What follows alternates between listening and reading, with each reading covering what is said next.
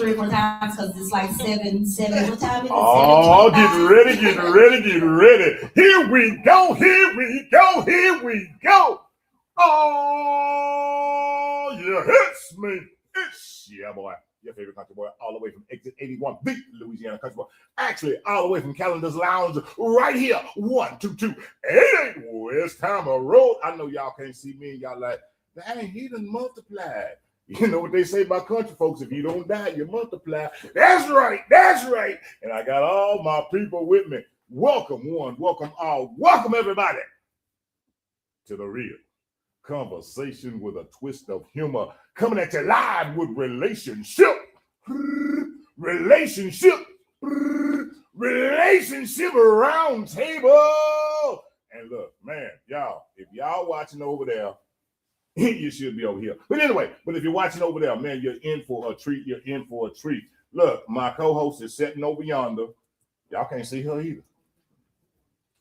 And you didn't introduce me. They can't see you. They can't even see me. It doesn't matter. You need to introduce the little diva. There goes little diva. Say hi, little diva. Hello.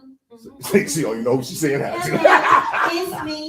It's me. But y'all, look here. We're here live. We have some wonderful. They thought I was lying about having the biggest mouth. No, look, Jana, I wasn't lying. I got the biggest mouth. Don't even need a microphone because I don't even have one. But look here, we are here live. We have some wonderful panelists who are gonna bring it to you real. Who gonna bring it to you raw? Who gonna bring it how they bring it? So, before I introduce them, y'all know what I gotta do. Y'all know. I'm sorry, panelists, if y'all don't know, I gotta do this. Dear Heavenly Father, thank you for this day. Thank you for your grace. Thank you for your mercy. Thank you for allowing us to assemble here. Father God, I thank you. May we say something. May we do something. Move some kind of way that moves somebody else. And I ask these prayers in your son, Jesus' name. Amen. Now, on behalf of the Louisiana country boy and the little diva, I'll say this before I pass it on. Oh, sit back, relax, put on your headgear. Oh, relationship roundtable is about to put something in your ear. Now I'm trying to figure out where's my introduction yet. Because my introduction is kind of like, can I get some? Can I get a little bit? Little diva. Okay, it's okay. Because that's what we're talking about today. We're thinking about this on my side of things. Y'all have put me wrong today. I've been saying men are princesses, you know? That's what I've been telling country boy. So y'all have put me wrong tonight. Was that not nice? We princesses. I know the question's gonna come. But what he just did, that was one of those moves that I call princess moves. So I want everyone to introduce themselves, the name of their business, if they have a business, or what they do, and then what type of relationship you value most right now, meaning your friendships, your business relationships, your romantic relationships. Where are you in your life with relationships right now? We will start on any, mini, money, mo. Let's start on this side. I saw you pointing. So you go. Mm-hmm. Oh, Mike. Do I need a mic? I'm just speaking. Go ahead. Yeah. So for those that don't know, I'm the Robert Wilson for your dream home and inspire sale. I'm a purpose source for those that feel like they're going through hell. I'm a speaker who motivate, encourage, and inspire. I'm a poet as well. We're at the Mics of the Bars of Fire. The book that I wrote is changing lives as well. A servant is what I am, my mission to serve, not sell. When it's all said and done, help others reach their full potential by helping them find their purpose, to find true joy. It is essential. So, Coach Andre is my name, inspiration is who I be. It is true, I live to give, and you will notice me. I'm happy to be here. I am the Ramen Realtor. I'm also a motivational speaker and life coach. And I help individuals that feel stressed out, burnt out, and mentally exhausted, rewire their mindset using neuroscience so they can be the best versions of themselves, personally and professionally. To answer your question, I actually value my business relationships right now the most, mainly because I'm single. So those are what keeps me going, pays my bills, allows me to stay focused on what I'm doing, growing, and building at this particular stage of my life. Awesome. Love that. All right, will we clapping? Why not? So I am Dana Ellis. I run a notary signing business that is complementary to the service that you also provide. It's nationwide. I send notaries all over the world. Not only do we do real estate, but we also do legal preparation, documents, wills and trusts, and things of that nature. And what type of relationship are you, Oh, what kind of relationship am I in? are you valuing this time of your life? Mine. With me. With yourself? With myself. Okay. Good evening. Hello. Good evening. Everybody's quiet. I'm Takia Scott, owner and founder of Sophisticated Image, where our main mission is to rebuild confidence through hair replacement. Bouncing off of that, I ended up getting a podcast at my salon called Shop Talk, where we just have candid conversations, authentic conversations, and then put information out to the world. The most important thing that I'm valuing right now is just time with family, time with people who bring value to my life and I bring value to their life. And simply because just having 4 deaths in a matter of 3 months. So really, really close Yes. family members just all of a sudden passing away. So just valuing valuable relationships and pouring into them. Definitely. All right. Hello, everybody. My name is Clarence Miller. I'm retired from the government. After I retired from them, I became one of the first general manager directors of the utility district. They all have directors but not general managers, so I was getting paid very well. Then I ran for the county commission, Harris County Precinct 4 here in Harris County. And now I'm currently helping out the family business. We've been in the home healthcare business called Optima in-home care for 30 years. We're Black owned and have over 300 employees. So I am the senior sales director, Clarence Miller. And what was your question? What kind of relationship are you valuing right now? I am valuing a relationship of getting to know me. Okay, so thank you. I think that's what I was. And I have to throw this in that I did work on Clarence's campaign. So I'm Ashley Michelle with 2 Hour Magazine, and I'm a co-owner with Corey, so I'm going to say half of it so he can say the other half. But we're also married, and so our business, been together over 26 years. We had a correct. But so our business is a media company, and so we cover people, brands, and businesses. So that's what we do. I'm gonna push over. Oh, the relationship I value the most, our business and our marriage is intertwined. I'm the lead interviewer for the magazine. So, business and my relationship with my husband. All right, and like she said, my name is Corey Haynes. I'm co-owner of Too Loud Magazine. It's information according to hip hop. So we cover everything that art, culture, and business touches. Also, shameless plug, I have a book that is out now called Built Not Hyped. It's about how to build the type of business that we do. We just came back from Beverly Hills in LA for All-Star Weekend and all of that. And I have my book signing, which is this Thursday at the Savoy. So, and then the type of relationship that I guess I value most is obviously number one is my marriage, because that's how you make it to almost 27 years. And then secondly is my friendships. I have a really small circle. I don't really have time to be just out and about, but the people that I let into the circle, once you're in, like it's for life and I got you for everything. Love that. Okay, my name is John Forney, and I'm the opposite of all of them. I'm old. I done went through all of that. I'm at the twilights of my years. I'm retired from one job. I'm still working because I like to travel, but I'm just trying to enjoy life. But it's nice to see you young brothers and sisters with all that fire. It's inspiring to see. Yeah, I can have it. I'm just gonna dance and travel and holler at the TV and my sports teams and try to enjoy my family, my friends, and just try to have fun and enjoy life. So I got one life to live. I'm trying to do the best I can with.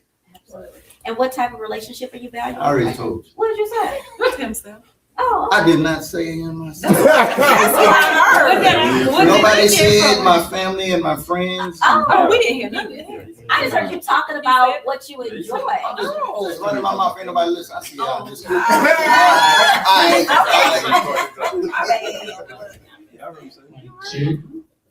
My name is Lloyd Christian, one half of OM2H Creative Studios. We have a studio downtown Houston. My marriage is number one. I shut everything down for my marriage. I don't really care about nothing else. We already getting money. Money is we don't worry about money. And the second thing I value most is my business relationships. Because a lot of my friends have to cut them off because they don't got the vision, so I gotta go. I'm on another level with some other stuff. And Pastor Mike. Hi guys, so I am the co-owner of OM2H Creative Studios. My name is Courtney Kristen. I'm also the host of the Allow Yourself Grace podcast. So if you haven't seen my podcast, go follow it, check it out. Also follow OM2H Creative Studios, where we do all things media production. So content, videos, editing. If you need any assistance with that, we're happy to help you. We're located in East Downtown Houston. We're in Edo. So if you guys are looking for a place to record content or you need anything content-wise, we are your people. And I'm just happy to be here. Shout out to Cowboy and Lil Diva for having us. Also, too, shameless plug, like he said, my book is dropping next month. I'll have it up on my page. So if you go follow Allow Yourself Grace, then my book will be dropping as well. And of course, my relationship that I value is my marriage, y'all. Number one, our marriage comes before anything. And then second would be business. Okay, I'm Sheba and you can't see me, so I'm gonna be like this so you can't see me. Oh, I got you, boo. Now, Country Boy, you ought to know me better than that. I'm looking at the video and I know you cannot see me. So I'm right here. My name is Sheba Roy and I am a public relations specialist. And so my job is to listen to all of y'all talk about what y'all do and then put people on your show or in your magazine, which I'll be correct.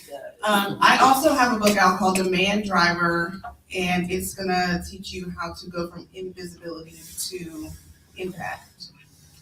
The relationship I most value at this time is probably family and romantic. I have been a workaholic historically, so I did prioritize business relationships. And at one time, my relationship with myself, but as I am getting married this later this year, I'm learning to share that space. Yeah. And can we give that mic back, because this is near and dear to my heart. What else do you do for our community of Acres Home? Oh, so I was recently named the executive director at the Acres Home Chamber for Business and Economic Development, Inc. So I have a new mission. I am looking to create our own Alameda style strip. And I think if we do what we need to do, we can turn Yale Street into that. Awesome. So if you know anybody And trying the to farmers, expand. well, we'll talk about that later. Okay, yes, I also run the farmers market, just everything. Thank you, Trina. My name is Antonio. I am a serial entrepreneur. So I have right now, I have a company coming out called Gamers Online Football League. I develop a platform where gamers can play online. They compete $30,000, $50,000 per month. So there's a lot of gamers that's playing for free. So I created a league where they can play online. Also, I own Zalo Detailing. I've been detailing for 22 years. And also I have a podcast called The Power and Perspective of Thought. So when it comes to value in relationships, I tell people there's no value in money, there's value in relationships. So for me, I do have a tier of relationships that I value more than others, but I value our relationships because I understand that relationships are valuable in life. Like, so people put so much value into money, but there's no value in money. There's value in relationships. So I tell people all the time, relationships are the sustainer of life, not money. So when people understand that, they'll learn how to treat people better. They'll learn how to respect people and try to nurture relationships. So my perspective on it is a little different. But basically that's why again, my name is Antonio. Okay, thank you all. Then we can take that. I feel short, I have to. Climb up here. I know, I'm short. Okay, are y'all ready for the questions? And I want, this is not only one person to answer, it'll be a question we'll throw out, and whoever wants to answer first will start there. Is that okay? Yes? Let's go. Okay. Oh, and let me just say, we're gonna build up to the romantic relationships, because like Country Boy said, we're thinking about friendship relationships, business relationships, so we're gonna build up to that. What does real friendship mean to you at this stage of your life? I heard a lot of y'all saying friendships, and I actually had a podcast recently with Courtney. We talked about friendships. Sister, what does that really mean to you? Anyone wanna take that first? Friendship means to me, friendship means to me that you are committed to the friendship. You're faithful. It's just like being married. And it's not what you say in front of me. It's what you say about me when I'm not there. Okay. And I don't have a lot of friends because I don't find a lot of people that have that same thought pattern as I have. Because if I call you I know a lot of people, Yes. but I don't call them friends. And if I call you my friend, then I know that when I'm not around, you got my back, as I have your back. So it's a commitment that you make to be a friend, in my opinion. Love that. Anybody else want to take the mic? Yeah. The friendships are, like he just said, it's when you allow people to get into your life and you become vulnerable. And you can trust them with whatever you're telling them. I think a lot of times we meet people and like me, I'm a hard person. I'm a hard cookie to crack. So my wife already know, like, I don't let too many people in, but if I let you in, I'm gonna be a straight up person with you, you know? And I think also that if you're gonna allow somebody to be your friend, you have to be vulnerable with them. Because a lot of times it's too many people with a representative. It's like you don't know who they really are though. It's like, who are you as a person? You know? So I think that's what's important to me. When I think about friendship, what comes to mind for me personally is gonna be give and take. I realized in my life, I made a commitment to myself to start reaching out to people as much. And when I started doing that, my phone doesn't ring. Because so many of my friendships or relationships was one-sided, which means the friendship only kept, or the relationship only kept going on, perpetrating if I was doing the one reaching out. But that shouldn't be the case. It should be both people reaching out. So it should be a give and take to where I'm giving, I'm receiving, but then you're doing the same thing. So it's reciprocal. And that's what it means to me about a friendship, is that somebody who's reciprocating what I'm giving and somebody that I can actually trust, which is going to come from accountability and vulnerability as well. Okay, I don't have any friends. Don't want any friends, don't need any friends. I'm good without it. Because friendships takes a lot of work, and I don't feel like doing all that work. Sometimes friendships come with a lot of drama, and I'm trying to be as drama-free as possible in my late stages in life. Now, people I get along with, I can joke with and laugh with, fine. But that friendship, that's something special and it goes deeper. And a lot of times you get disappointed. And my old age, I'm done with this. But don't look at her. Don't look at her. I'm done with the drama. So I can have acquaintances. I don't need the friendship. Didn't you joke on ladies' throat because you said family and friends? Yeah. Family and friends. The friends that I do have. So you do have some. So you do have friends. No friends. A couple. So you got friends and you know. And we're gonna Oh, find my this question. friends saw me coming on there and they went, what? I said, okay, afterwards we'll bring it on. Bring it on. I want to hear from a woman's perspective, and then we're gonna go to the next question. I have something. Yeah. Okay, so this is what I'll say. Do I need to lean up? Yeah. I got you, girl. You on now. You up in there. Get in there. Yeah. Okay, I think friendship has not always been easy for me because my first friendship was with my sister, and that relationship is kind of tumultuous. So I'm learning that friendship does mean accountability, like Andre said, and also confrontation, but not in an aggressive way. it really can just mean, hey, this happened, let's talk about it. And one of my closest friends is teaching me that because, you know, when I take an issue and I'm like, oh, this happened, she always asks me, well, are you gonna say something? And sometimes I'm like, no, but then other times I'm like, okay, I will. And I feel so much better after I do, because that helps me keep those friendships rather than being, you know, full of animosity and, you know, bad feelings. Well, wait, Country Boy, can Country Boy say something? Okay. I'm gonna come over here. See, here's the thing that I want to know, because I hear all these different things. But what is your definition of friend? Yeah, that's right. Because you know what they may call friend, you may not. That's true. I was just gonna piggyback off of what she said real quick, and I'm gonna give you mine.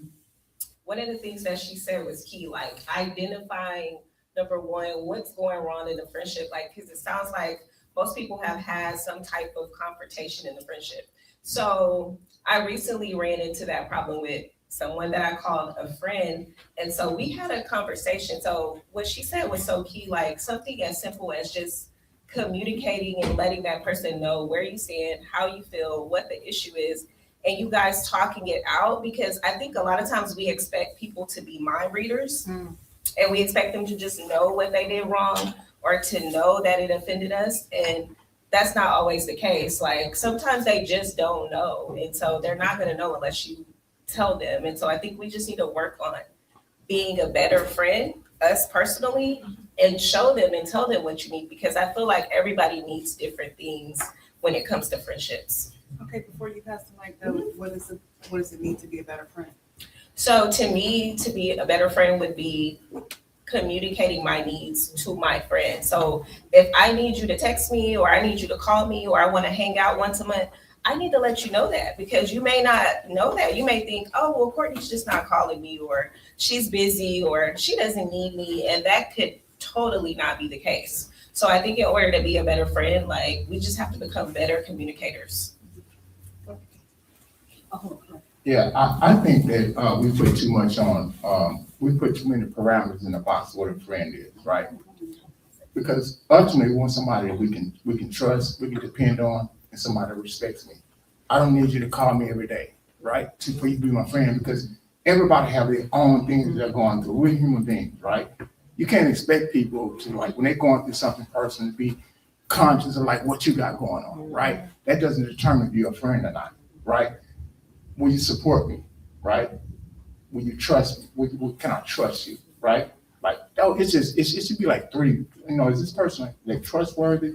Can I depend on them? Like, right? I don't have to talk to you every day. Now I got something I'm going through right now, right? You know what I'm saying? Me and my wife, we have a situation going on, right? I'm not thinking about that. So as human beings, we have to understand that we're all perfect in one aspect. We're all imperfect beings. We all have issues, right? We all have some form of trauma, right? We all have trigger points that we're going through. So at the end of the day, we have to understand, like we're all, we have issues, like, you know what I'm saying? And we have to respect that. Like, we're not going to be perfect. So we put all these expectations on what a friendship is and making this big old box, and there's none of us going to check all those boxes, right? So I think that the more we can simplify what a friend is, the more we can understand, like we can give them like grace and like, hey, you know what I'm saying? So yeah, that's my perspective on it. Thank y'all. I'll say one thing real quick. For me, there's two things, and then we'll go to the next question. But y'all mentioned knowing what your friend needs. Now me, I like to talk, if y'all didn't know that. But Country Boy is someone who, when he has his own thing going on, he likes to be by himself. I had to learn that. Like, he called me one day and said, hey, I'm gonna be basically missing in action for a few of them, So it was about 2 days later. I was like, well, how long are you gonna be going through it? Because we got to talk every day. Like, what's going on? And I said, no, don't do that. Let him have his time. Then it was 2 or 3 more days. I said, now look, how long are we in the mode where you want to be by yourself and you can't talk to me? So, but I had to learn, well, and I'm still learning that sometimes it's okay to just, because I can internalize things and be like, it must be me. Maybe I'm talking too much. Maybe I'm bothering him. But I have to learn, and things like a preacher, y'all always walks out of your street, things kept popping up saying, talking about friendship and how sometimes you have to let people go do their own thing, and it doesn't mean it's about you. So it's something I'm learning and working on, because I do something that y'all said, like, if I don't talk to you, you're not calling me, it's like, he must be mad at me, what did I do? So I agree with that. The second thing is, when we talk about what we need in a friendship, when my dad died a year and a half ago, and a lot of people that I know a lot of people, and none of those people called, most of those people didn't call, they didn't come. I was a part of a big dance community, none of them came to the funeral, like it was crazy. But what I learned out of that was not that they didn't care about me, I learned that people didn't know what you need. They didn't know, which is why I'm gonna write a book eventually, about what people need when someone dies in their family. We write about grief, we write about all that, but does anyone really talk about what someone really needs at that time? I just wanted somebody to bring me a hamburger. I was at home, nobody brought me food, no one called me and my sister. So now I know that it's not their fault. It's just something that we have to learn how to say, hey, pick the phone, so you know what? I just really want food today. I don't want to cook. I don't want to get from under my covers. My daddy's gone. And so I agree with everything. And it's something that I'm learning and working on, that not to be mad or feel like people aren't your friends because you don't tell them what you need. Does that make sense? So I agree with all of that, but I want to add that a little bit. This is going to be the last one on friendship. And I think this one's important. Another thing I don't like to let go. When you're my friend for life until you do something wrong, and I still be trying to be your friend.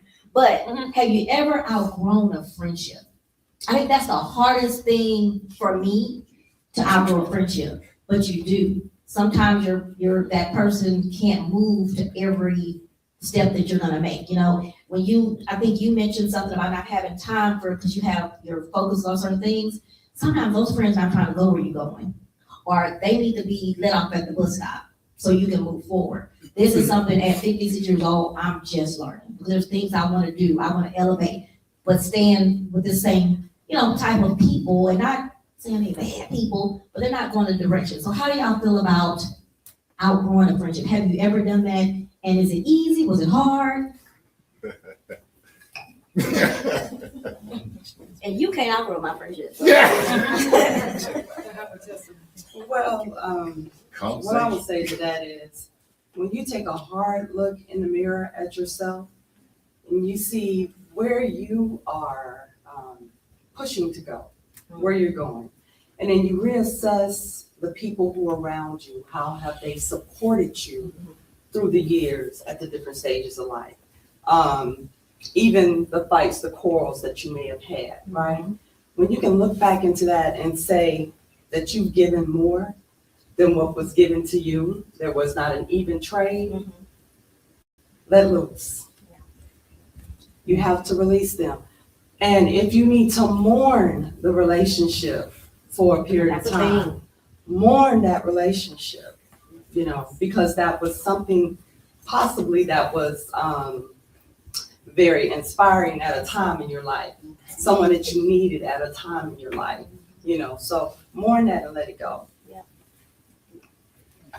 I think it's very interesting and timely that you're asking this question today, because I actually just posted a video this morning across social media talking about letting people go when you need to. As a person like myself that's completely addicted to personal development, addicted to growth, the hardest thing to do is to understand that everybody can go wrong. And the more you continue to grow, the more you continue to elevate yourself mentally, spiritually, emotionally, physically, what's going to happen is you're going to come across other individuals that are not where you are. And it's okay. The problem is not the fact that they're not where you are. The problem is that they stay stagnant in where they are. And if I allow you to stay around me with where I'm going, you're possibly going to bring me down if I'm not putting you up. So you have to understand that where God is taking you, everybody can't go. And that's okay. You need to learn how to assess the individuals that are going to push you as you push them. I've learned to treat relationships like math, which means if you're not in my life to add and to multiply, then I have to do the math and divide and subtract. For me personally, for me personally, there was a gentleman that I used to work with, and we were on the same age group. We played basketball together, we played video games together, we did a lot of different things. But I realized that he had this demon that he was fighting. And this demon was a demon of vengeance. He always felt like he had to get somebody back, if somebody did something. And I realized he was really battling and fighting this demon. And I realized that it got to the point to where I saw him going down a path, a dark path. And I told myself, it was three of us, it was me, him, and then we had another mutual friend. We all worked together, we all played games together, everything. I said, you know what, bro? I'm gonna let you continue this relationship with him, but I'm gonna back away. I'm not gonna call him anymore. We're still cordial, I'm gonna back away. They continued their relationship, and unfortunately, about a year or two later, this same gentleman kidnapped his own child, shot his wife in the head, and then took himself out. Now, I could not have foreseen that coming, but I did see the demons that he was fighting, and I prayed for discernment. So when I saw that, I took it upon myself to distance myself, knowing that he was not in a space where I could help him because he rejected my help. So that is the one circumstance that stays with me to this day about a situation that I had to just let it go. Wow. All right, and then I think for me, because my circle is already small, and part of what that is when we started like building the business and doing what we're doing, as we started to grow in that, I'm super excited. So I'm talking to the people that are my friends, I'm talking to people that are family, and I'm just telling them about, hey man, we got to do this weekend, we met that person this weekend. And what I started to see is they weren't as excited and happy for me as I would have been if they were coming and telling me the same thing.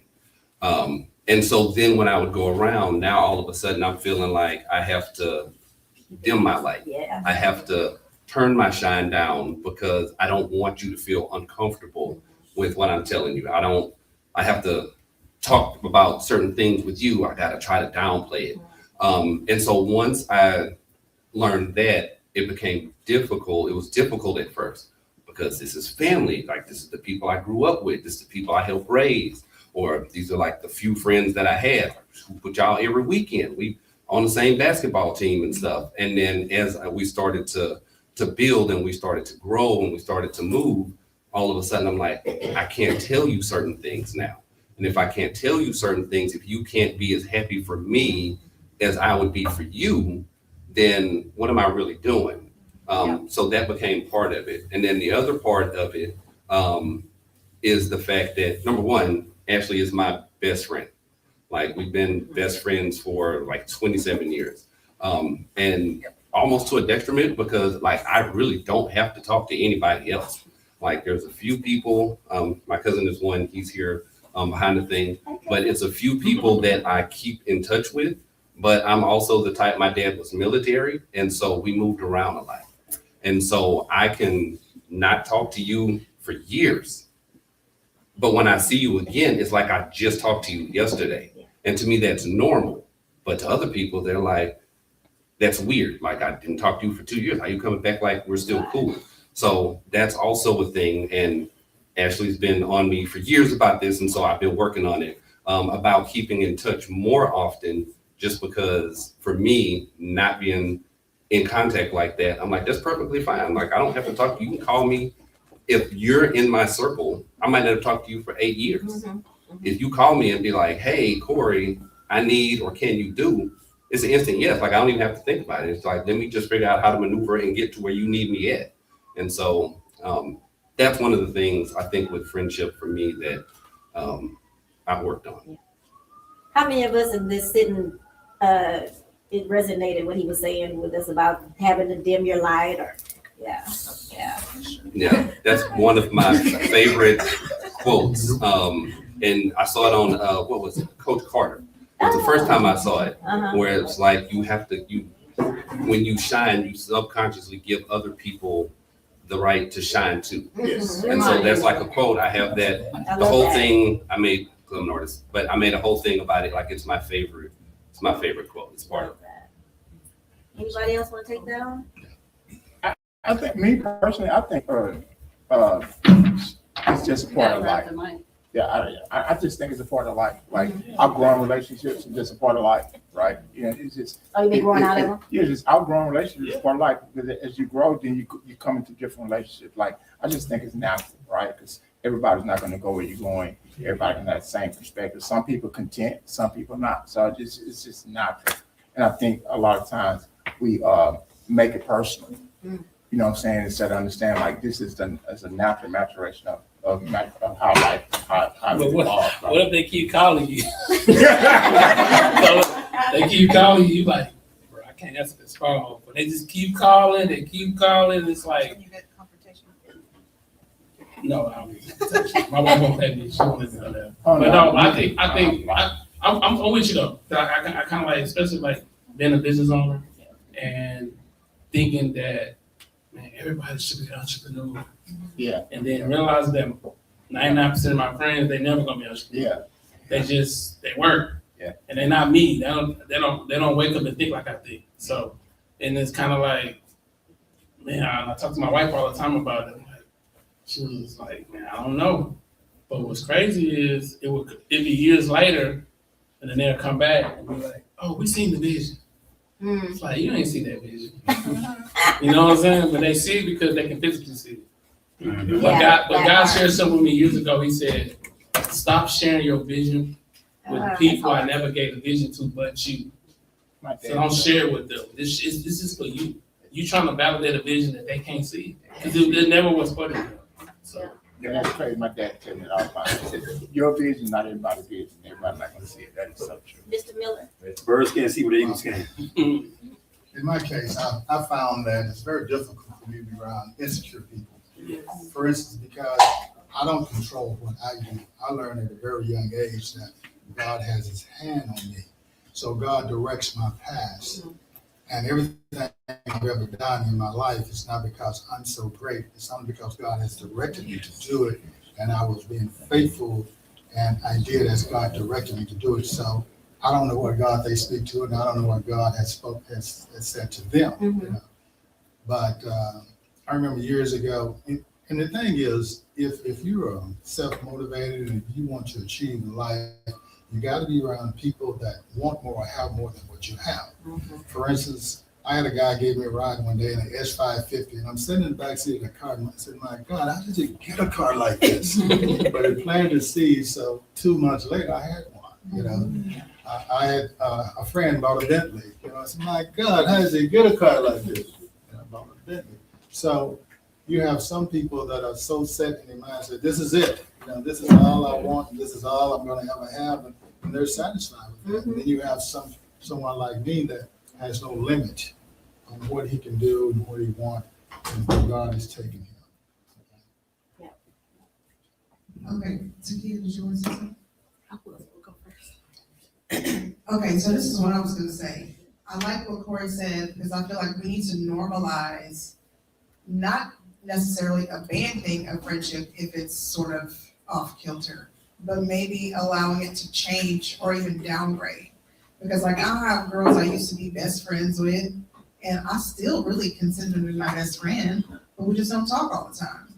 But if I run into them, it feels just like it always felt. It's just not, I'm not in the season of I can be with you all the time like I once was. So I feel like that is, you know, one aspect about growing a friendship, but you don't always have to just abandon a relationship just because it changes. So that was my thing. Two or Last three comment. things, yeah, 2 or 3 things to piggyback on. First, having a relationship with God. God became a lifelong friend for me. Definitely. Personally. And then secondly, I've never had a girlfriend type friendship. For whatever reason, I really don't know. What do you mean? No, that was part 3. She's too cute. That's what it is. You gotta hear part 3. I do disassociate myself with people who are intentionally mean. Like it takes a lot of energy for somebody to be mean. When people going through seasons in their life and they change it, I don't really take that personal because we all gonna go through different changes in our life. So if you at a point where I think you stagnant, you might be stagnant in that season. That don't mean I gotta remove myself. I might be that friend who come in and just like push you a little bit more, if that makes sense. Therapy.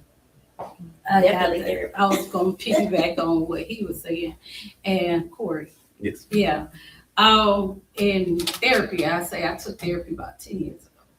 And in therapy, I learned that you get what you put out in relationships. For example, I had a friend in therapy with me, and she wanted a hug from just a family member. She said, I will go to my family reunions and I will want my mom to hug me, my aunt to hug me. And the therapist said, you go hug them. That's what you do. You get what you want out of relationships, but you got to be the one that initiated. You looking for people to know and be a mind reader, but that's not reality. People cannot know what you're thinking, but you know what you're thinking.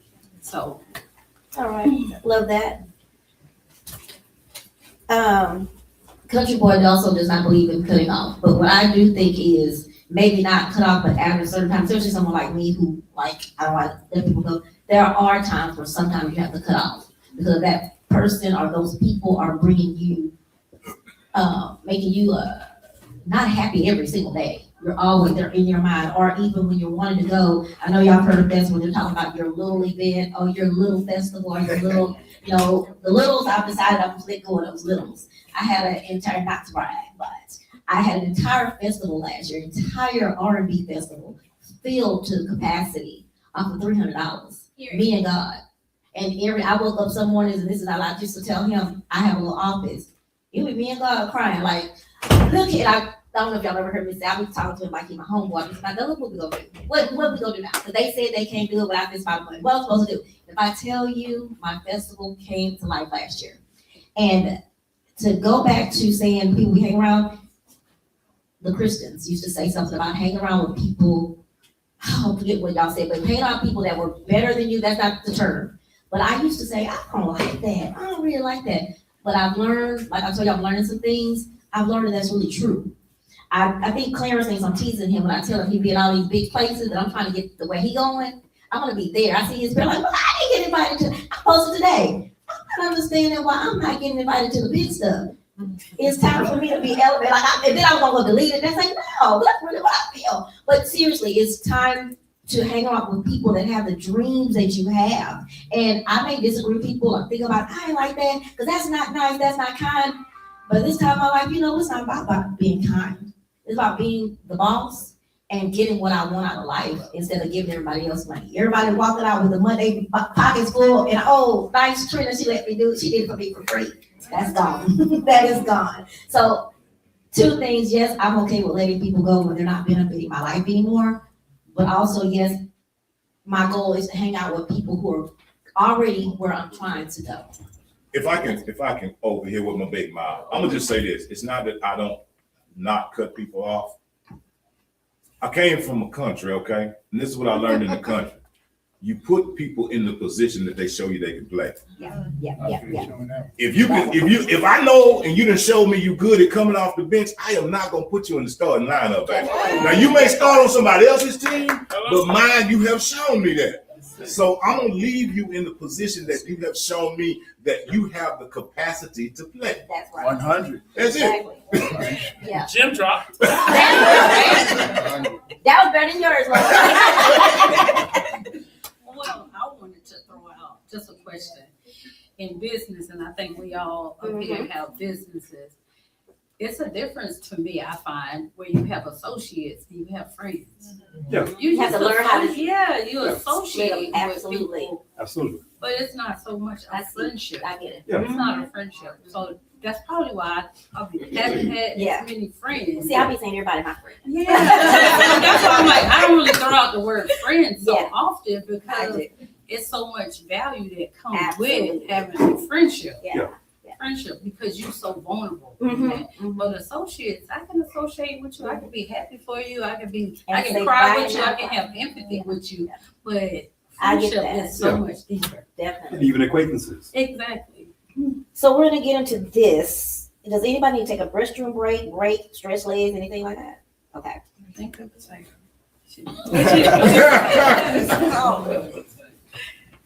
So we're gonna go into the dating portion. Have men and women switched roles in dating? Do y'all think? Was that a real call for? Andre Coffin. I'm gonna say this, and then I'm gonna pass the mic away. Now, I am getting married. This is not my fiance, but there is somebody that I did have a relationship with that I came to the realization that he really wanted to be courted. And I respected that, but I'm not that girl. Yes. Bow down, respectfully. That. Give me that. You say say right. Oh, well, I mean. So y'all think the roles have switched when it comes to dating, like men not courting like they used to versus waiting to the woman to court. The first thing on my list, I do have a list. The first thing on my list, I get a man that knows how to plan a date. Yeah. So courting. Go ahead, John. Oh my gosh, I don't know. You ready for this? I'm not ready for it. You're not ready for this. Go take it. Okay, when it comes to dating, go with who you like. Yes, there you go. And it's like, and you're supposed to treat people the way you want to be treated. If you want, it sounds good. That's what I'm Yeah. gonna say. If there's a guy that you see you want, talk to him. Because they may not know that you're interested. And you treat them the way you want to be treated. So maybe I need to rephrase the question. Yeah. No, Rephrase. don't rephrase. Let's rephrase this question. The Do question, we want to be courted? we're not saying that we have, and this is for a man or a woman. Right. The roles have been switched. But what we're saying is, let me see if I can say it right. See, I'm not talking about we stood over there and waited for you to come to us. I'm not saying that either. I'm not saying you should, Okay. but I'm saying it would help. But so I You're come saying to if you. rules reverse and your rules question? change, do men want to be courted? So I didn't even say men. So I said have the rules been switched? And the roles been switched. courted as Can in- somebody help me? Yeah, Shane, I don't- Somebody was trying to say, because I don't want to say what I really want. Say what you really want to say. Yeah, I need clarification too. I feel like in today's society, it's not like roles have been switched. I think we kind of out of traditional ways. A lot of people out of traditional ways. Like a woman will approach a man. Right. Nowadays, that's not traditionally how it was done. Not saying it's right or wrong. Right. We've been taught that a lady make herself president, but she's not about to approach that man. Right. Court him. I don't know. Women like to be courted, of course, initially, but we're going to reciprocate. Right, that part. Yeah, we're Did going you say reciprocate? Yeah. What'd you say about reciprocate? We're Reciprocating the fact that we acknowledge you and that we're going to take that extra step, but it's traditionally done by the male first. Okay. John, you gonna leave it okay? Andre, No. Andre. But the results what you get from that is the results you get. If you're gonna sit back and there may be a guy that you like and you're interested, but you're waiting on him to make a move and you don't make a move, you might sound. So like how a do you good feel guy. about a woman making a move? The same way we know. I'm just asking. I said, how do you feel about us making a move? I come. Love it. So you want women to make the move? That would be nice.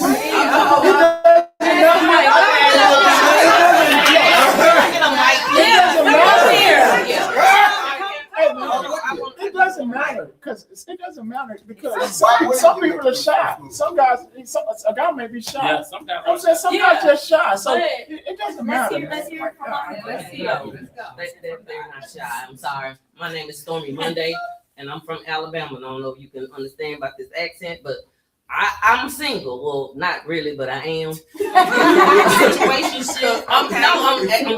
This is difficult. But listen, being single, I go out and I meet people, and men do not approach me. Do you see me? Do you see me? I'm approachable. I'm Sure? fun. Are I you am. sure? No, I Your am. demeanor. They know that. It's a lot that matters. That don't got nothing to do with Yeah, it. that's everything to do with it. If You're telling me what you are, but they don't know who you are. They don't if know. I'm coming to you and I'm, hey, what you drinking? How you doing? You looking Okay, nice. then you're I approaching. talk. Okay. They won't talk to me. They look, and that's it. I speak to everyone when I go anywhere. I'm approachable. I promise you. Well, I think what it is though, because I get a chance. We have a podcast studio. We get a lot of people come to the studio, so I get to meet younger men that's on podcasts, and I get to hear the conversations that they're having. The thing is, they're not seeing that these young men not seeing what is chivalry. They're not. Their mind is like thinking kind of like what you're saying, but at the same time, for instance, I tell my wife all the time, you got somebody on the podcast, a woman, you two guys, y'all ain't walk the lady out. I gotta walk the lady out. But my fault. It's nighttime. What are you guys doing? He literally has to tell them, hey, walk her out. What are we Hey, doing open here? the door. Like, So I think we need to show we need to show that generation of what's. Go ahead. So are you in? But I'm sure she's not dating that generation. Yeah. I got you.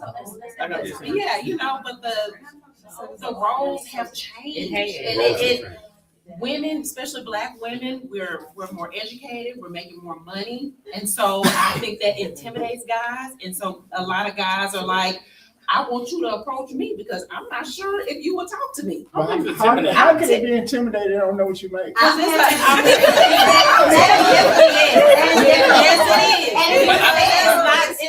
it's like, let me tell you something. When someone walks in with an energy, you can tell if they have. Yes, you can tell if they have something going on. Versus if they do not. No, But you have, let me stop. So, time out. So you guys saying, I hear what you're saying. You're saying guys don't think like that, but you think about a guy of your caliber. Right. Okay. Exactly. So because me and I know I'm fun, I know I look fun, and I've had people say, hey, so and so want to tell me, but that's a no for me. That's a red flag. Somebody else got to tell me that you want to say something to me. But when I walk in, I know, but people have said I'm on a approachable, or they think I got it all together. They don't even know. They tell me I got it all, so they don't know. Not because of money. It's because I'm gonna tell you something. I mean, It's it's more not so money, though. because It's of not just looks money. versus money. We can be intimidated by a woman's looks more so than they money. I don't even think that it's necessarily the money.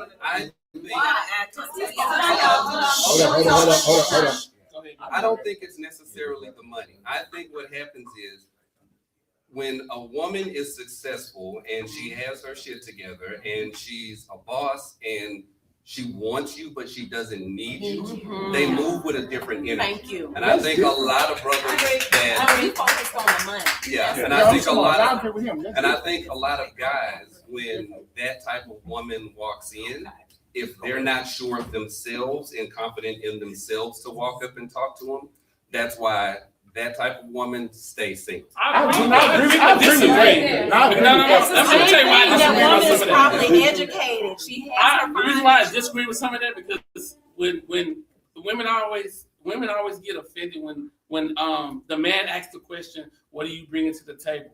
The woman always come and say, "Oh, I am the table." Hold on, how are you the table when? For me to get where I was at today, I had to meet my wife to elevate to the next level.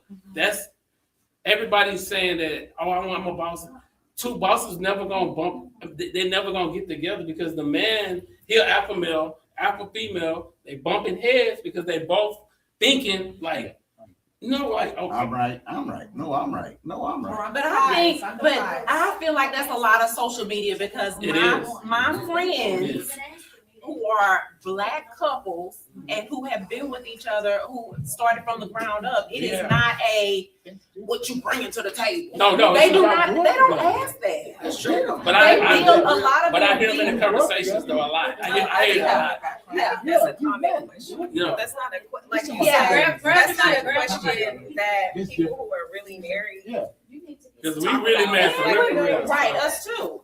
But when you're dating or you're somewhere, you don't typically hear someone. Now, they playing on a podcast. They trying to get some views and some clicks. Some moves. But in real life, you do not hear a lot of people saying, "What you bringing to my table?" No. How many women do we know, girl? Women. How many do we know has been putting up with a broke, sorry man, because they believe that they are going to grow and they are building. There's a lot. So it's not about And then a guy with a broke, sorry woman who they thought they was gonna deal with. No way. And that's my point. That is my point. We've all dealt with men and women that are not at the caliber that we want them, but we are steady pouring into them and trying to build them. But we're the only race that have black women are the only race that have that problem. We're the only race of people that say I'm strong, I'm black, I'm independent, I don't need this, I'm a boss. So we had to. Hold on. We're the only race. Not only the only race, they don't understand where it came from. Right? They don't understand it's a systematic design that created that to create. So when you look at the beating of the drum with Willie Lynch, when he said we're gonna destroy the male image, we're gonna put the woman out in front, we're gonna make her strong and independent. They said that in 1619. That's what they said.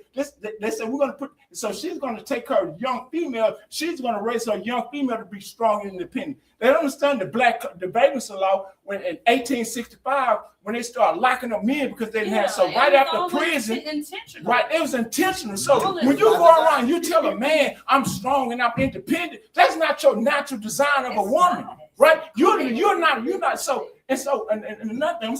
It goes vice versa. So as black men, we have to understand why our black women are how they are too, right?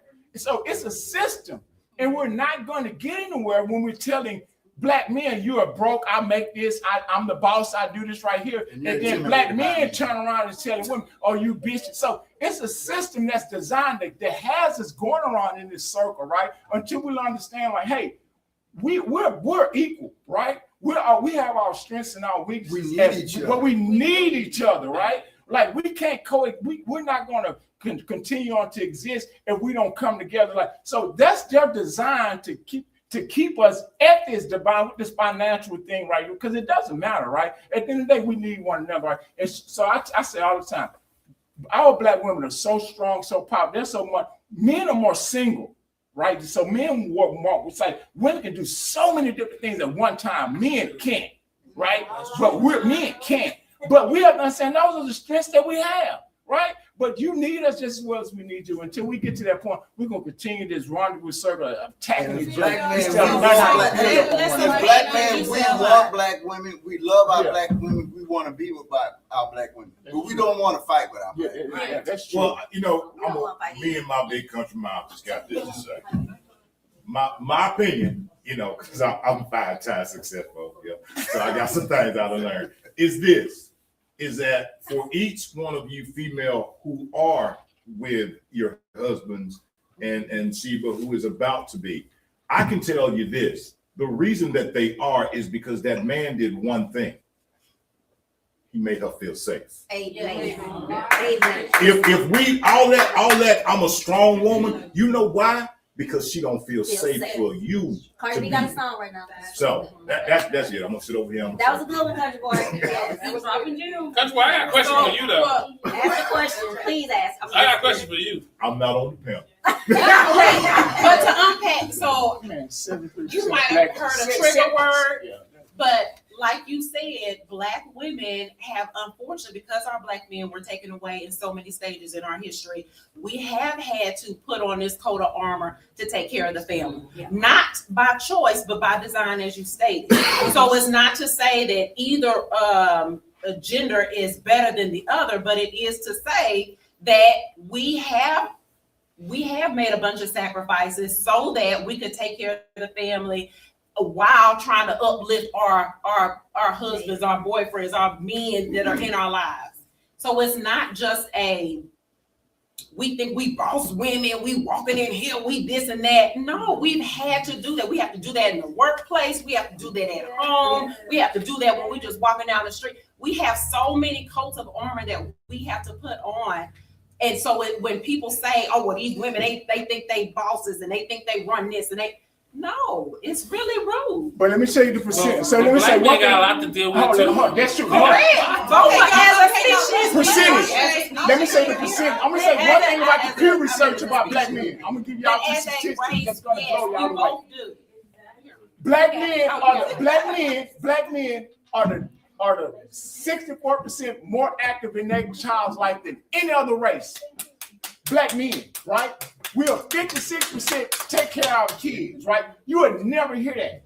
You would never hear like, so you always hear like the black women, but they're never, because the thing is to build the black women, because you know why? Because you pose no threat to them, right? Black men pose a threat. Yeah. So this is why they want you out there like that, because you don't pose no threat to the white man. But we're 64% more active in our kids' life. We're 56%, we take care of our kids. Now we're the number one to have kids out of wedlock, right?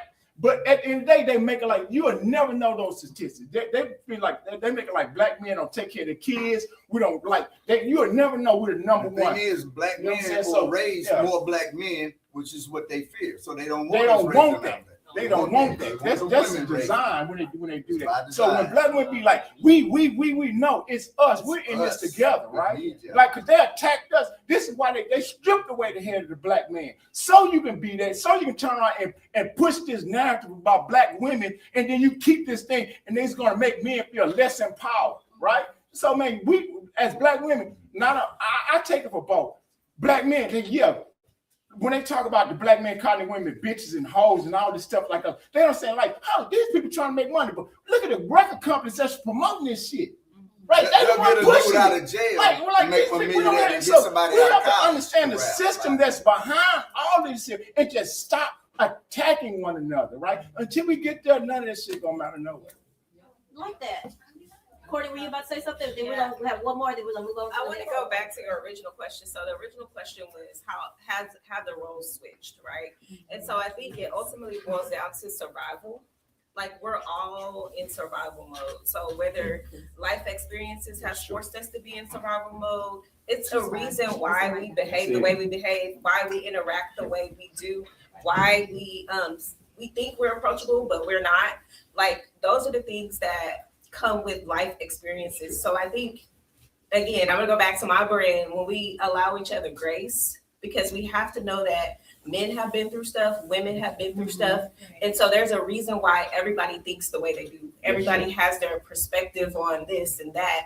But at the end of the day, we all want one thing, right? We want to be loved. We want to be in a relationship. We want to be in a marriage. We want to feel safe. And so until we learn how to let our guard down and let the person know, like, hey, this is what I want, then we're going to see more and more single people. And so I think you just have to be open to, number one, learning about the person. Number two, looking at yourself and saying, okay, what is it that I need to work on? Okay, I think I'm approachable, but nobody's approaching me. So what am I doing that I can change? Can I ask somebody, like, do I look approachable? Like, those are the things that I think we have to become vulnerable in order to do. And then we also have to know that everybody has a different perspective, and that's okay. Like, hear them out, because it's all coming from a place of life experiences, something that they've been through that caused them to feel this way. And so I just want everybody to be open-minded. I don't think the roles have switched. I just think that we're all identifying our roles, right? Even in our marriage, like we're learning. We're still learning. Every year we learn something about each other. We have marriage meetings where we reflect, like, how did the week go? What do we need to work on? We have arguments. We have it out. But those things are important so that we learn and we grow and we continue to stay together as a unit. So guys, time out for a minute. We're gonna take a quick break. We don't have much more, but that was a big one. So we're gonna take a break so y'all can stretch your legs, go to the restroom, get something to drink. Can we just hear what our was gonna say? Oh,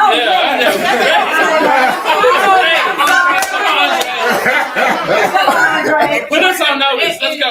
And say your age first, because you kind of got it in between perspectives. I forgot most of it now. So one thing I'll say is, as a speaker, I've learned to respect the mic. Gotcha. So if there are 1, 2, 3 people speaking, I'm not gonna say a word. I got it. Because I have to respect the mic, because I want people to respect the mic if I had it. I understand that. So that's why I didn't say anything. I don't remember most of what I was gonna say, but I will say this. The question was, have the roles been reversed? It depends on who you're talking to. If you're talking to everybody on this panel, no. If you're talking to the general public, the average individual, in a lot of ways, yes, the roles have been reversed. And there are a lot of reasons as to why the roles have been reversed. Antonio spoke to some of the reasons. Systematically, he's 100% accurate. There's also, what we haven't talked about, what nobody else has said, it's also because of social media and the male ego. The male ego systematically and over time has been shattered. It's broken. That's why you have so many men lashing out emotionally, because they were not taught how to handle their emotions. They were not taught to go to therapy, how to handle their past traumas. And because of that, they don't know how to handle rejection. So if I don't know how to handle rejection, if I have a fragile ego, I'm not going to put myself in a position where I'm going to possibly be rejected by a woman. So for that reason, there are a lot of men that are not open to approaching a woman because they don't want to deal with the possible rejection. But what they gonna do? It's a lot easier to swipe right. It's a lot easier to swipe right. And now we have a social media, and now we have a swipe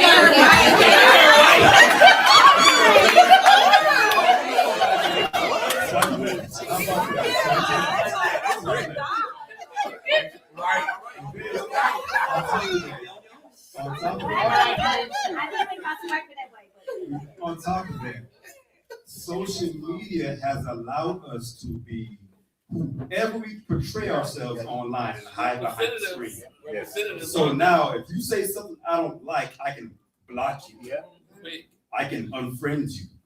So now, when you get into see, I'm a mindset coach. When you do something repetitive, that repetitive action gets easier and easier to do. So now, if I can block you online, but I can't block you easily in real life, I'm not going to put myself in a position where I'm going to have to. So I'm going to refrain from those possible circumstances. And that's just part of what I had to say. I love that. That was worth waiting for. 5 minute break.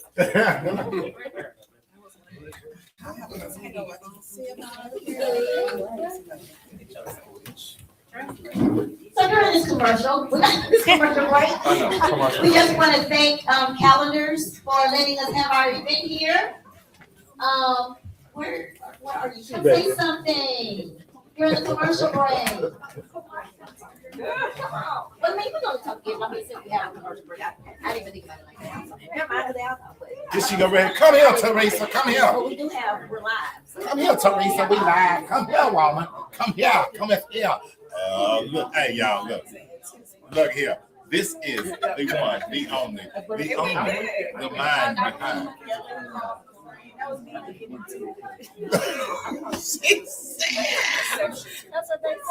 Y'all get intimidated online. Look, here she is. Hey, Teresa, thank you so very much for letting us come out. Man, you are magnificent. Look, now tell these people about, now I know you do live because I've seen some videos walking around up in here. So, share with these people the specials and everything you got going here. Something I want to add to several things. So, advertising 6 days a week, Tuesday through Sunday, and I usually have something on Tuesday. I have Tuesday, Wednesday we have Thursday lined out, and Thursday we have open mic, which is the comedy for free. That's what I'm saying. They answer or whatever. That's Thursday. My daughter night we're gonna start it. Ladies night, Friday night, Saturday night we did this video. And Sunday we start Sunday Sunday gospel brunch, as well as that's we're gonna end it with old school R&B blues on Sunday. So that's our lineup. Tuesday, Sunday, and then we're also doing game night, just all kind of things. And don't forget we also have flyers, I have to rent. Yes. For your birthday parties, any type of celebration, birthdays, baby showers, anything like that. That's upstairs in my 330. So I got a lot of things. Oh, I know. Remember, I'm located at 12288 West Timer in Shelby right here. So y'all get here, look me up. I'm on social media, on Instagram, Facebook, and TikTok. And as well as calendars, events. Follow her. Thank you so very much. Thank you. Y'all, look, we here at Calendars. Where is Calendars? 12288 West Hammer. 12288 West. I was told I had to behave, okay? That's what I was told. Look, we on break right now. We get live. She got it. We are here live.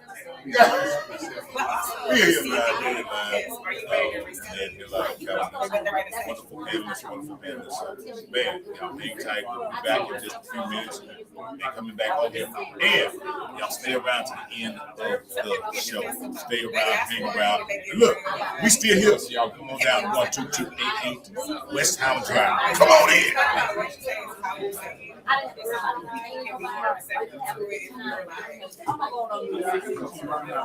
It's the first one I did.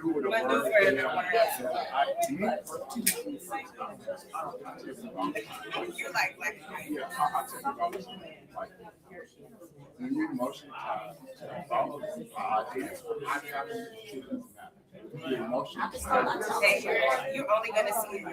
Right. So only emotional ties to it, like whatever it is, like when somebody's coming to something that's opposed to what you think what you want, the person like for me, I'm used to it, like I love you. So you understand, like I got to pass the law. No, it was a felony. In 1866, right? Black man, you have to know they put the black man in prison. What you think about that? Wasn't we really do the math. People don't think that. They don't think about it. I'm gonna get out.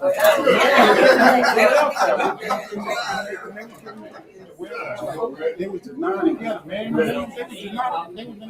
Oh no, they still do. Yeah, they still do that. So that's another thing.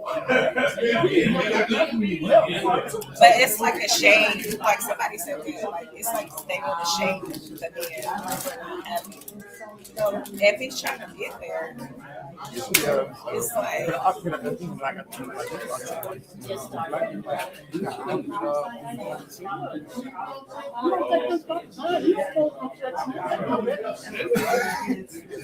But when you take the bull by the horns, that's when you pose the threat. Because now you smart, you got money, you like, you know what I'm saying?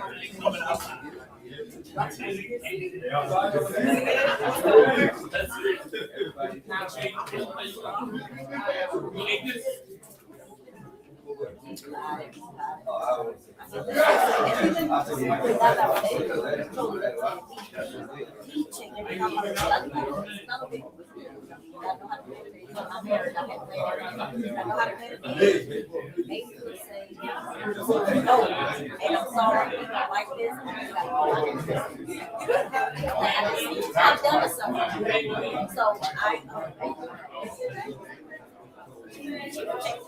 I would sit there and eat that. Actually, a teacher, I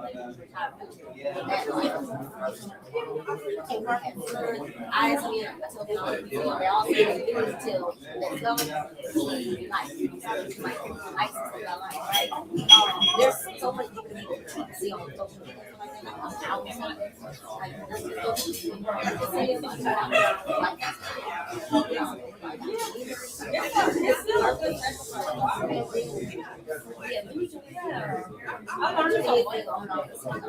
Yes, it's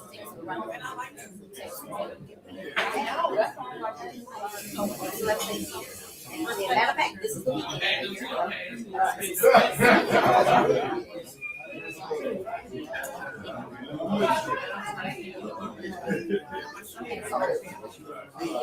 That's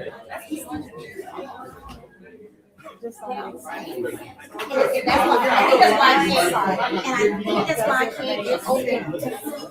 And I can't be just name. And I just can't get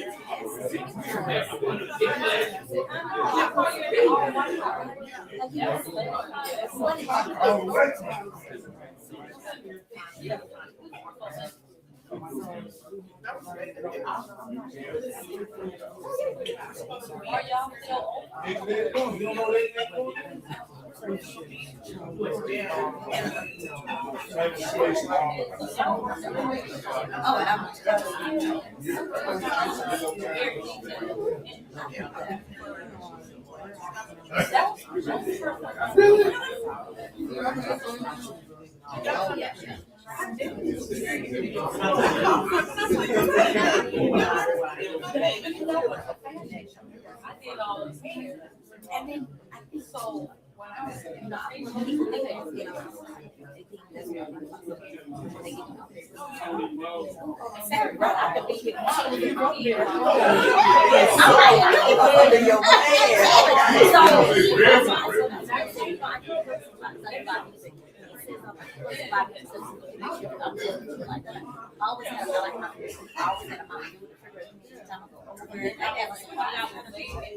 That's why I mean, it's just, and I've never had a full conversation. Because I don't think he I will say, they just red and doing this, and we can say, oh, it's yellow. So we can eat.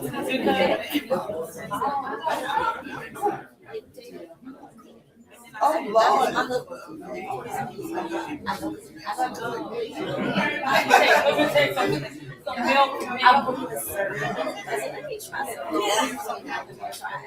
But I waited, I didn't do that until it told me.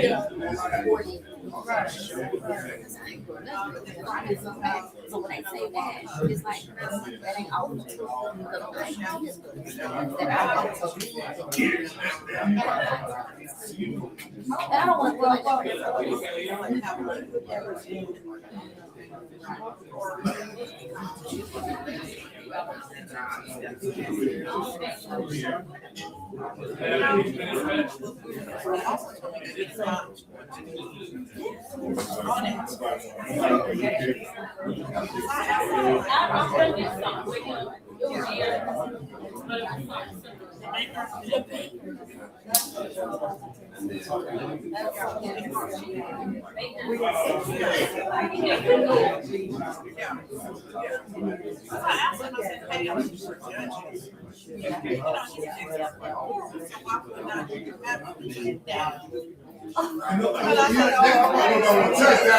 You know,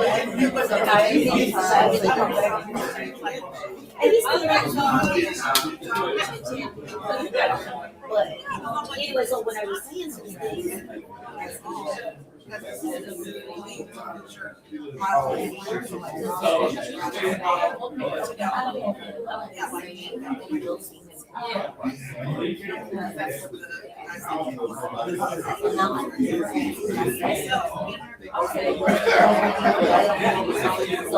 it stated years ago.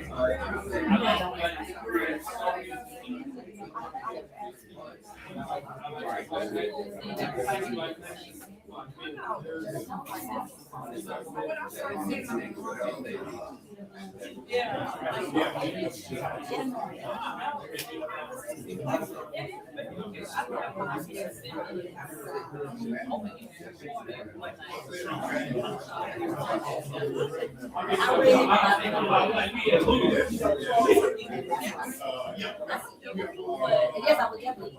I thought about it. About it, trying to figure out. And then I'm still searching for this love. How does something that was so good? I know. see right here.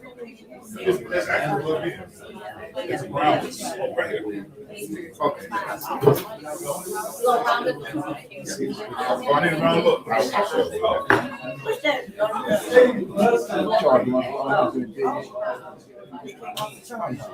Hey, how what? What kind you need? No. Oh. Let me see. It's not one of my bags. Hey. You know how long it took me to get down? Look, I ain't even want to upgrade. I have Android. Me too, I know. And I was loving it. That's what I'm Upgrade. That's always good, man. They just put it out there. You keep giving them like we hit on the game now. Look, you know why I had to upgrade down? You know why? Because I was like, no, you know what? They kept on sending me the thing. Man. How much long we got? 10 minutes? Yeah, I did my upgrade, man. My whole phone back. All right, my people. Hey, y'all ready to wrap this thing?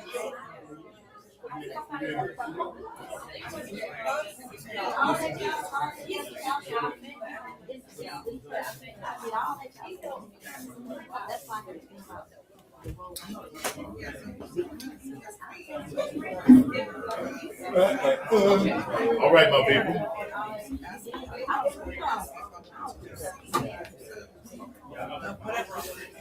All right, hey, y'all listen. Y'all listen to me. I'm gonna get on the calendar right now. Damn. We about to get ready to start the second half of this time. So look, what I need for y'all to do. Man, I'm gonna bring them back. I'm gonna bring them back. They coming back up in here. Get ready to start the second half of this. Man, probably the next 20 minutes or so. No, 20 more minutes of the show. I gotta go home to sleep.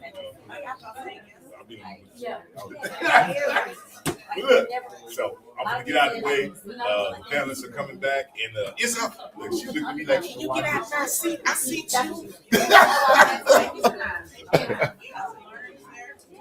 Yes, sir.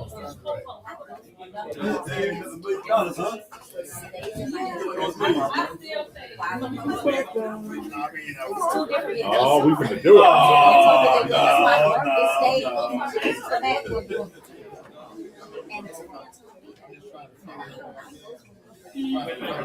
Doing more than that.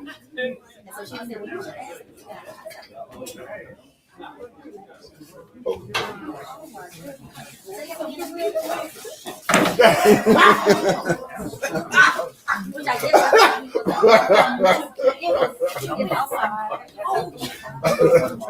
But I think she has some back there. Oh, okay.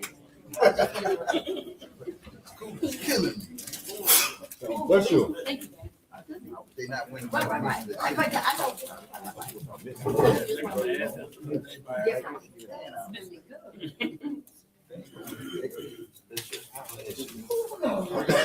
All right. Oh, who got the mic? What the mic is that? I don't know what the mic is. Oh. Thank you. Like Jimmy. Oh, we back once more again. We get ready to wrap this thing up. Yeah. My co-host told me I got to give y'all some more rules because I'll be like do whatever you want to do, just free fall. But I want to say thank y'all first and foremost, from the bottom of my country heart. Thank y'all for coming out. I have an announcement. At the end. It's a big old surprise. Don't nobody know but me. Okay, she can. Anyway. But we're getting ready to wrap this up. How much? I don't know. 20. I couldn't remember from over there to over here. Thank you. I do want everybody to get a chance to, I want to be short enough where everybody get a chance if you have something that's coming up to be able to announce it, because this is networking as well, which I saw y'all networking. Y'all, man, the place is packed up in here. This is excellence up in here. I mean, on the real. I mean, let me tell y'all something. I'm gonna tell y'all, I ain't got no reason to lie to none of y'all. I don't care if you like me or not. That's live or in person, okay? Y'all already know. But man, the magnitude and the energy that is here and the wonderful people that are here from this establishment, to the people who've come, to the guests on the panel. I really mean this. I really mean this. You know, for taking out of your time to come and to share and to be a part. Thank you. Thank you. Thank you. Thank you. So now, she just reaching for the mic. I wasn't ready for that. I'm off tomorrow, but everybody. Okay, so I'm not discriminating, but I am gonna go to some of you that are married or have been married and was in business with your partner. I wanna know, because people get on my nerves. How are y'all with y'all's husbands and wives? How as a couple do you work together all day and still be desirable when you get home at in the evening time? How does that work? Like, you don't be sitting by the time you get home? That's real. So who wants to go first? Yeah, go ahead now. We work every day together. Right. Like every day. When I say every day, Every day. 365 days a week. We together. I think it's just a matter of, this is my best friend, you know? And it's also a matter of understanding each other's space. So like for instance, I know some days she got some shows she like to watch, catch up on, you know, so I'm just downstairs in the office or whatever. But just giving her space, and she know me because I'm the person.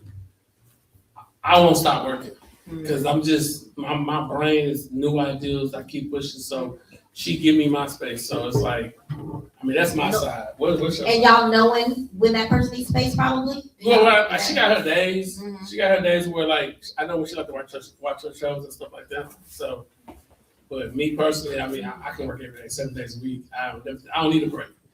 You know, so And y'all still in love, desire, all of that? Listen, no one. I ask her all the time. I say, "Are you happy? What do you need?" You know, stuff like that. So. And if you're not happy, let me know. Like, maybe I'm doing something wrong. So, you know. I love that you asked. All right, so I think date nights are important. So Thursday night is our night because we like to go when everybody's not there. So we usually will block off the studio. So like Thursday nights is normally our studio is not available because that's when we go and we spend our time. But we spend a lot of time together. Like we do impromptu things. So we try not to be so like in a routine, Right. Because I think in marriage that can get boring. Like if you're always in a routine, like some people say schedule this and schedule that. Like we can't do that. Like we're very impromptu. So we'll do like spur of the moment trips, spur of the moment things. So I think just keeping that fun, being spontaneous, keeping that too in your relationship is important. And then making sure that we have our meetings and that we're always communicating about. I have meetings. One thing I love about him, he has a big mouth. You know, sometimes that's annoying, but also I appreciate it because I never have to wonder what he's thinking. No. I never have to wonder, like, am I doing something wrong? Am I doing something right? Because he's always going to let me know. So I think just being vocal and communicating. Okay, I love that. And let me say this too, because I know some of the other situations, that you have worked with partners, so it won't just be married couples. I just want to mention that. Okay, and then I think for us, because we've been together forever, we've been together longer than we were apart, which is insane. And so for us, especially when we first started out, like we worked together, like at jobs at Cracker Barrel and stuff. Like we worked together. We worked together at Lowe's. That's crazy. And so we built into where we're together all the time. We don't specifically do date nights, but we have so many events that we're at all the time that it's partial work, but then also it's us really just hanging out and talking and laughing and joking. Even like they were saying, like they watch, like she has like her own shows that she watches. We like the same shows. So it's super difficult for us to even find a damn show to watch because when she starts, she's like, oh, I was watching this. I'm like, damn, I want to see that too. Now you got to rewind it. So we're always doing that. So she'll be in there like doing that, but then also like I have a lot of like side interests. So like I'm an artist, so I'm in my studio and painting, and then I got stuff in galleries. I'm an archer, so I really like shooting my bow and all of that. So like I'm out in the yard shooting from 40 and 50 yards. So I'm doing that, but then we're like right back together, laughing and talking and. So y'all like really like each other. Yes, yes. I have a conversation with my daughter, my 35-year-old, who says she's never getting married because y'all really like each other. That's what she says that all the time. See, and then Gotta make her come next time. and the funny thing is so our son, he will be 26 this year. And my daughter is 18. She's in college right now. And for Father's Day, they did like a whole little thing at our church. And so she recorded a video and put that in. And one of the most touching things, which I was like, oh, I guess I'm doing an all right job as a dad. On the video, she said that the hardest thing for her is finding a guy, because when she has guys, she's like, no, my daddy does all of this kind of stuff. Like, you're not treating me like that. That's not how a man acts. Yes. So, That's great. I love that. Yeah. So, yeah, he is all that. And so, And he's yours. He's My man, my man, my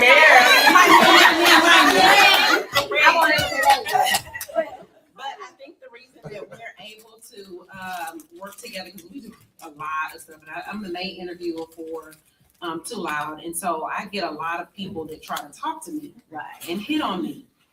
He's not a jealous guy. That ruins a lot of relationships. He's not, trying to fight and he look at you. Mm-hmm. You know what you got. Yeah. He knows, and so that is how we're able to really stick together. That was another one of the questions. That's one of the things, and then also he does a lot of acts of service. Just yesterday, I'm like, oh, I want something sweet. You want me to go get you some brownies, baby? Yes. Go to get HEB and get my favorite brownies. Yeah. So he does a lot of small acts of service, which is a big That's your love for me. language? Yes, that is huge for me. Yeah. And he constantly does little things like that. And we communicate a lot. We've learned, because he wasn't a big talker. He's a huge thinker, super smart, huge thinker, and has all this, but I pulled out the communication where we talk constantly. We talk about anything that may have triggered us or bothered us, or something that we really like that person did. So, just like him getting brownies, or, I want some fruit, whatever. Right. Then we communicate and we share what are things that we, want from each other, and what things we dislike from each other, what bothered us and stuff like that. So that's beautiful. Yeah. And if you can't tell, she's also in school to be a therapist to get her LPC, so she'll be opening the practice. So when we're talking about this nonstop communication. Courtney is a licensed counselor. Oh, yeah. Clarence, I just want you to mention, because you have a career to where you've had your partner, you have to be a special person to be married or attached to you in that type of relationship. Am I correct? Oh, absolutely. So let's talk about it. Well, I love my wife, and I truly respect these couples who love working together 24 hours a day. But that's not something that I ever really enjoy, to be honest with you. I love a supportive wife, and my wife was definitely supportive. But to be around that person all day long, working and all that, that was a little much for me, because I enjoyed my space. And it takes a special individual. Now, in my wife's case, my wife had OCD really bad, right? So she'd come in my office and, oh, your office is junky, and want to. But even though it was junky, I knew where every piece of little paper was. You follow me? Yes. Or, if she wanted to correct this and correct that, I don't want to be corrected, because I know what I'm doing, and I got the vision. Right. But she was very supportive, a great partner. But I really didn't need to 24 hours, maybe 12 hours. You need a little bit of space. Yes. So I congratulate them. Absolutely. Being that you were, and all of y'all are kind of in the limelight, in the public eye a lot. Well, y'all weren't there before you got into, y'all already there, right? before y'all started your business? Same here? I'm asking that question to say, how do you choose that person? How do you know that's the right person to be with? Me, for instance, I'm out a lot, and I'm only out. I can't be in the house, I don't meet nobody now. But I'm just saying, I'm out a lot, so sometimes people are like, all these. I had somebody say, you have a lot of pictures with a lot of men. I have to explain that I need a confident man, and I need someone who is secure. But you wouldn't care because you know what I'm doing, that these pictures are just pictures I have, and that's why you're not with me. But how did you know that that's the right person that was not going to be the jealous, who was going to understand the career that you're in?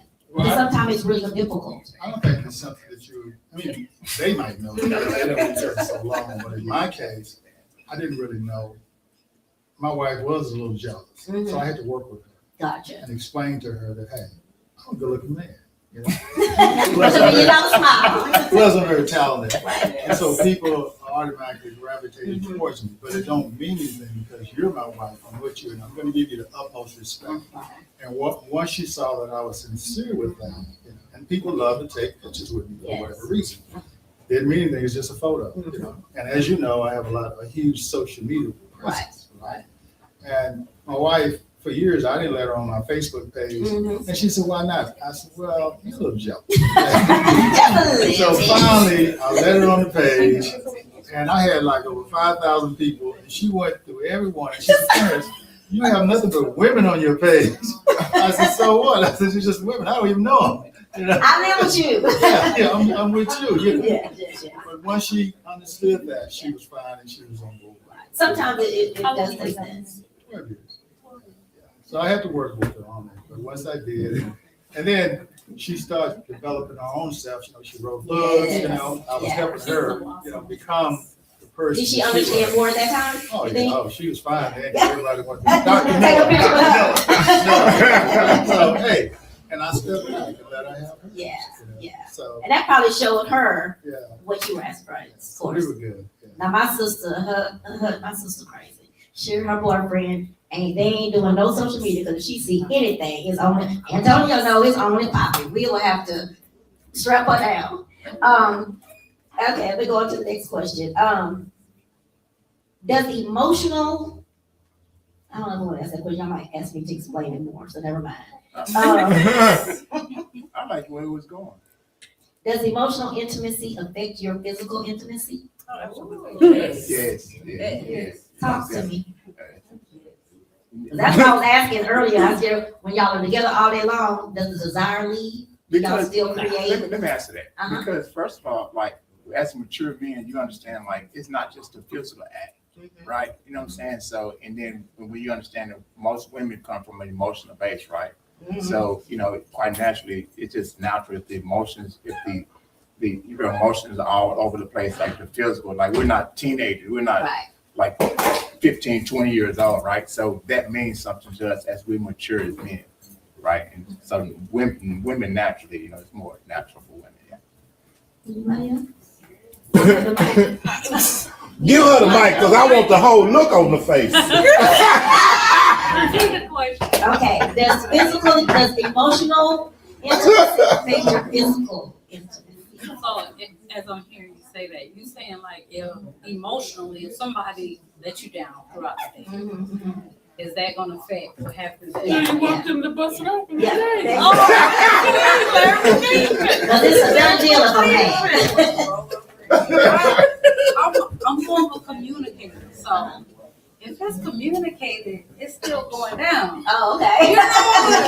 You can get over it. You can get over it, because if we communicating it, it happened at 8 o'clock this morning, it's 8 o'clock at night. I like that. Yeah. No, you said no. Because I'll speak for myself. I'm an emotional person. So if you have ruined the day, you have ruined the day. Dries up at night. You have ruined the night. Because I need to be able to process, unpack, all of that. So because it depends on what happened. Now, if you spill some water on the floor, that's not ruining it. As something has happened. What That has, maybe you, I don't know, it's been so long. I don't know, because I mean, I'm trying to think. Something that You has. forgot your birthday. I know you would never do that, but you forgot your birthday. Yeah, but I mean, to me, that's not. That's not a big deal? Yeah, it's not. I guess because we've been together so long, so Right, it's not. right. That's not something that's really. But I am emotional. So if something has happened, I can't think of anything right now. I guess I'm going blank. But if something has happened, When you get in the car, you don't remember, but look at. exactly. That's exactly what's gonna happen. Then no, I'm not in the mood. It's a whole. We flirting back and forth. We sending little messages. So I'm like, oh yeah. Well, I'm also a counselor, so I'll say that if something traumatic has happened to one of my students, then that's kind of what's like in my head. That's kind of weighing on me. That's emotional. Not necessarily something that he has. And it could have been something that he's done, but I just use that example because Gotcha. that was something quick that I can think of that would affect me. If it emotionally affects me, then no, I'm not in that space. Okay. I have to be in that space. Look at him, he ready. And you said you single? Yeah. Because I'm like, I'm trying to see what you gonna say. I'm trying to see what you gonna say. She be watching these two right here. These two right here. These two. 1 and 2. Now, as a man, a grown man, mature man, elderly man, if you're fine, and even when he was young, if we're fine, we can do something. But if I like him, oh, it's so much better. Okay, I like that. See, that's I emotional want to too. fight. I know you're ready, but I like that. That's dealing with emotion too. Yes. I like that. Anybody else? We're gonna go to the next question. We're gonna go back to business. How do y'all? I know some of you guys are couples and y'all are in business together. How about being in business with your friends? How has that worked out for you? Has anyone had success stories? Anybody had an unsuccessful story? Dissolve. That's all. Being in business, I've been in business over 25 years at this point. I do not service my friends.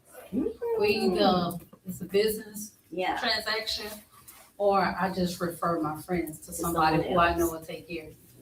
So I learned that it gets messy. Yeah, it gets messy because people come in, and it's just a relationship that you don't have. I'm not gonna talk to my clients about personal stuff. So my friends, it's a thin line with that. Gotcha. So you wouldn't help my hair? No. When it comes to business also, I think when it comes to like a race, like us as Black people, like we look at support as like, hey, what can you do for me? Versus like we don't understand like when other races of people, when they hear business, they're like, how can I support? Like they come out, they support with dollars, right? So for the most part, like when we asking for discounts, that's what I was talking about. Like we starving the business. Like we don't understand. Like no, when you supporting me, it's about finances, right? It's about building the business, not about taking away from the business. So I think we have a misconception of like, and people that are not entrepreneurs and not business minded, like they don't understand that. They don't understand all of the money that's going out, right? And I need to make 3-4 times more, what's going on. So Yeah, and then I think I've had 2 experiences where people that were quote unquote friends, and then they had to get cut off. The first one was when we were first starting. It was still just an idea, and it started off as I wasn't even like that involved. I was like the designer, the creative mind behind it, and it was Ashley and then one of her friends. And we were coming back and forth to Houston. We lived in Beaumont, so we started off as like a club review site, and then we started writing that. So they came up with the idea, and I was like, "Oh, that's brilliant!" I already saw where that could go, and I was like, "Let's do that." Fast forward to we came up with the idea, and I'm an action guy. Yeah. Like once I have an idea, like I'm immediately working on that and figuring out the steps to make that happen. And then a month, 2 months later, or whatever it is, we're already in production, we're moving. So they came up with the idea. I'm like, oh man, okay, we need a website. Let me do this, that. I put together the template for the website and wasn't even live. I was like, let me show y'all, like, this is what I got so far. What do y'all think? She immediately started going, no, it was nothing but problems for like 3 days straight. Before we even got started, I was like, that's a problem. Like, we're done. And so chopped that off and then we moved on and here we are today. Fast forward to like 3 years later, because we had an office that was in the Galleria area. This was a whole thing. We had an office, it was in the Galleria area. So we were down here, we would have people come in, photo studio, all of that kind of stuff. We're partnered with somebody. We go in, we're paying him rent, and he's allegedly taking care of all the bills, right? We have a show, we're subleasing. So we have an interview and a photo shoot scheduled on a Saturday. We come down from Beaumont, we pull up at the building. When I pull up to the building, the gate is closed, there's padlock on the gate. It's a big ass sign out front that says for lease. So I'm like, what is this? So I'm calling him. I still to this day have not gotten him to answer the phone. Like Shut up. To this day. This is years, like, because we've been doing this for like 15 years. So this had to be at least a decade. Still hadn't talked to him. We pull up, for lease sign on the building. Now, mind you, all of my stuff is still in the building. Camera equipment, desk and sofas and furniture, like everything. So I called the sign on the lease. I'm like, that must be the landlord. Let me call him. So I called him. He was like, yeah, y'all hadn't paid me in like 6 months. He was like, so if you want your stuff, he was like, how much money are you willing to give me back? And I was like, and so I'm talking to her and I'm like, I would rather just start over from scratch than to pay for that. Like, no, like, we good. And again, I'm an action person. So that was like that Saturday. By like the next Saturday, I had already found us another spot. We were in downtown Houston. Had to go and buy all new stuff. So like, I'm very cautious when it comes to doing business with people that are really close like that. If they don't have the same drive and motivation and energy that I have. I have people all the time that are like, hey, I got an idea. I want you to help me. No, because I know you. When you say help, you want me to do the work. Want me to do the work. And then you want to be a part of it. And so, yeah, I'm just really cautious on that. But once I see like they're ready to move, I'm like, what do you need me to do? How can I help? So, wow. not to monopolize time. No, that was a good story. That was a good story.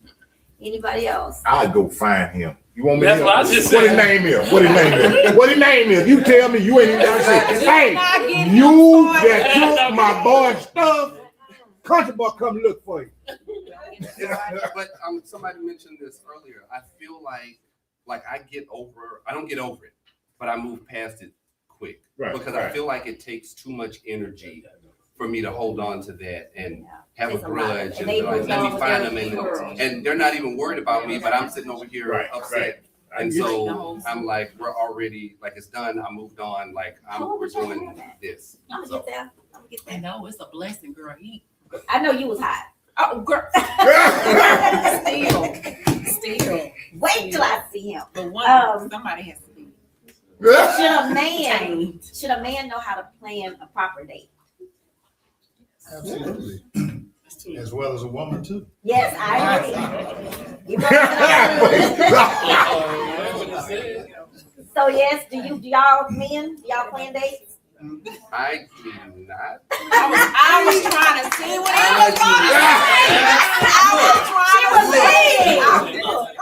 She was trying to see if I was gonna lie. No, I do not plan anything. I'm really bad at that. Now, I'm always down for whatever at the drop of a hat. It doesn't matter what it is. She can be like, let's go, I don't know, ice skating on cotton candy. And I'm like, let's do it. Like, let's do it. Like, so it's always that, but I'm also like, that is not my strong suit. I was married for 20-some years, almost 30 years. And I planned everything. So the first thing on my list, now I do have a list.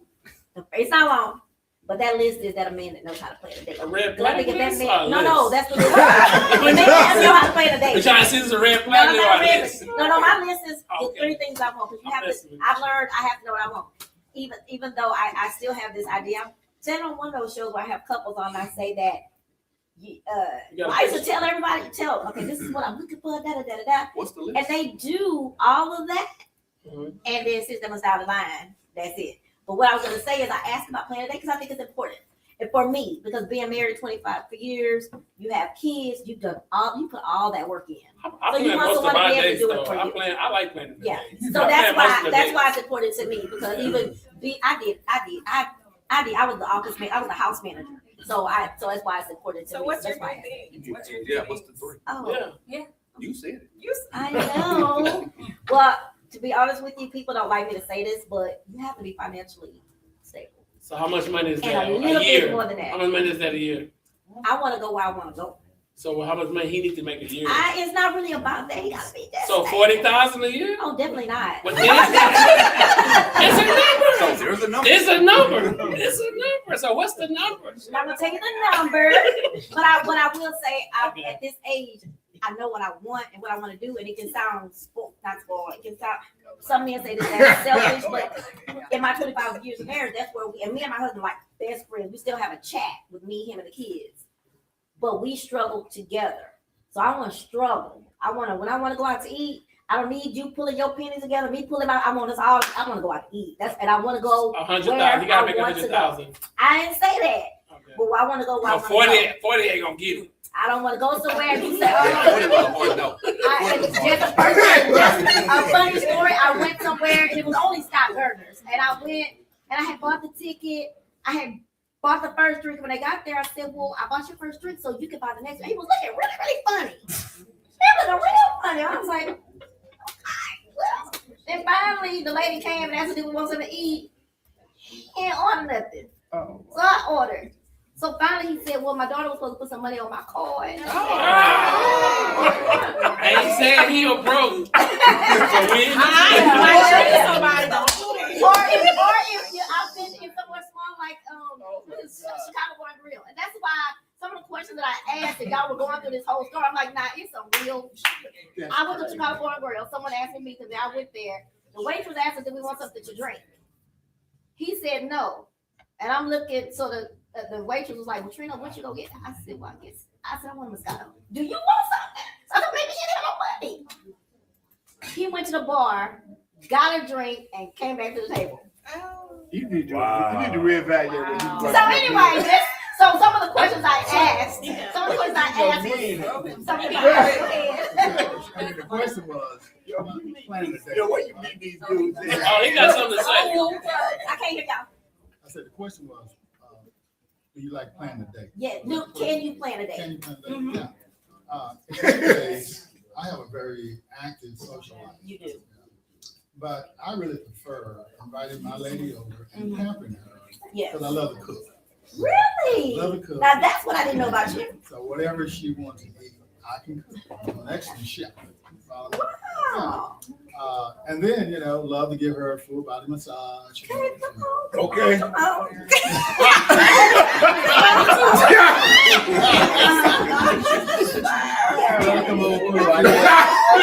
Get your fat food and rub it. Have the food already prepared.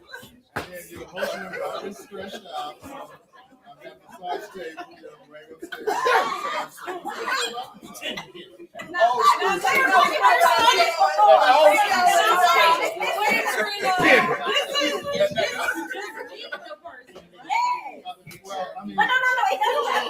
Why does it have to be a time limit? It doesn't have, I'm gonna say it doesn't have to be. So wait, now hold on, let me say this. While you're saying first date, on that note, I was at a panel last week and someone asked that. They asked about first dates and is there a limit? They even went into asking about having sex on the first date. Like, is that a thing? Is that a bad thing? One lady said, I got married to the man that I had sex with on the first date. We're all adults, blah, blah, blah. So first date then always, it just depends on what. I met my wife, we had sex on the first date, we were married for 12 years until she passed. So my thing is, we're both adults, Yes. you know what you want, you know what I want. And if you want this, you need to come on and bring it and let me bring it. That's right. You know what, my mama got married. You're with someone and it depends on, everybody's different, everybody has to like, because I'm with somebody that likes surprises, a lot of women like surprises. I hate surprises. Yeah. So I can plan the trip, but I'm gonna plan the trip with you. Oh, I like that. I like that. Because so I it'll just be don't somewhere want you to where pile we in. both Yeah. wanna go, somewhere where we both. Yeah, I love that. And because it'll be somewhere she wants to go, and I'm like, yeah. And somewhere I want to go, she yeah. But Let's you find somewhere compromise. where we both want to go. Got it. And it I like changes. that. Last trip or two, we originally, because she said she wanted to go to the African American Museum in New York, and then Trump started tripping and sending troops. Like, I don't want to go there. So why not going to the Maldives? You got later right now? Mind your business.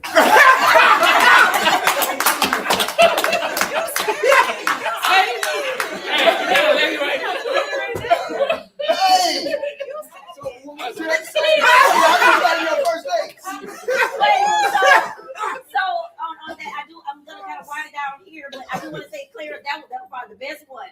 But I like it because of what the kid said. So you're talking about on the first date.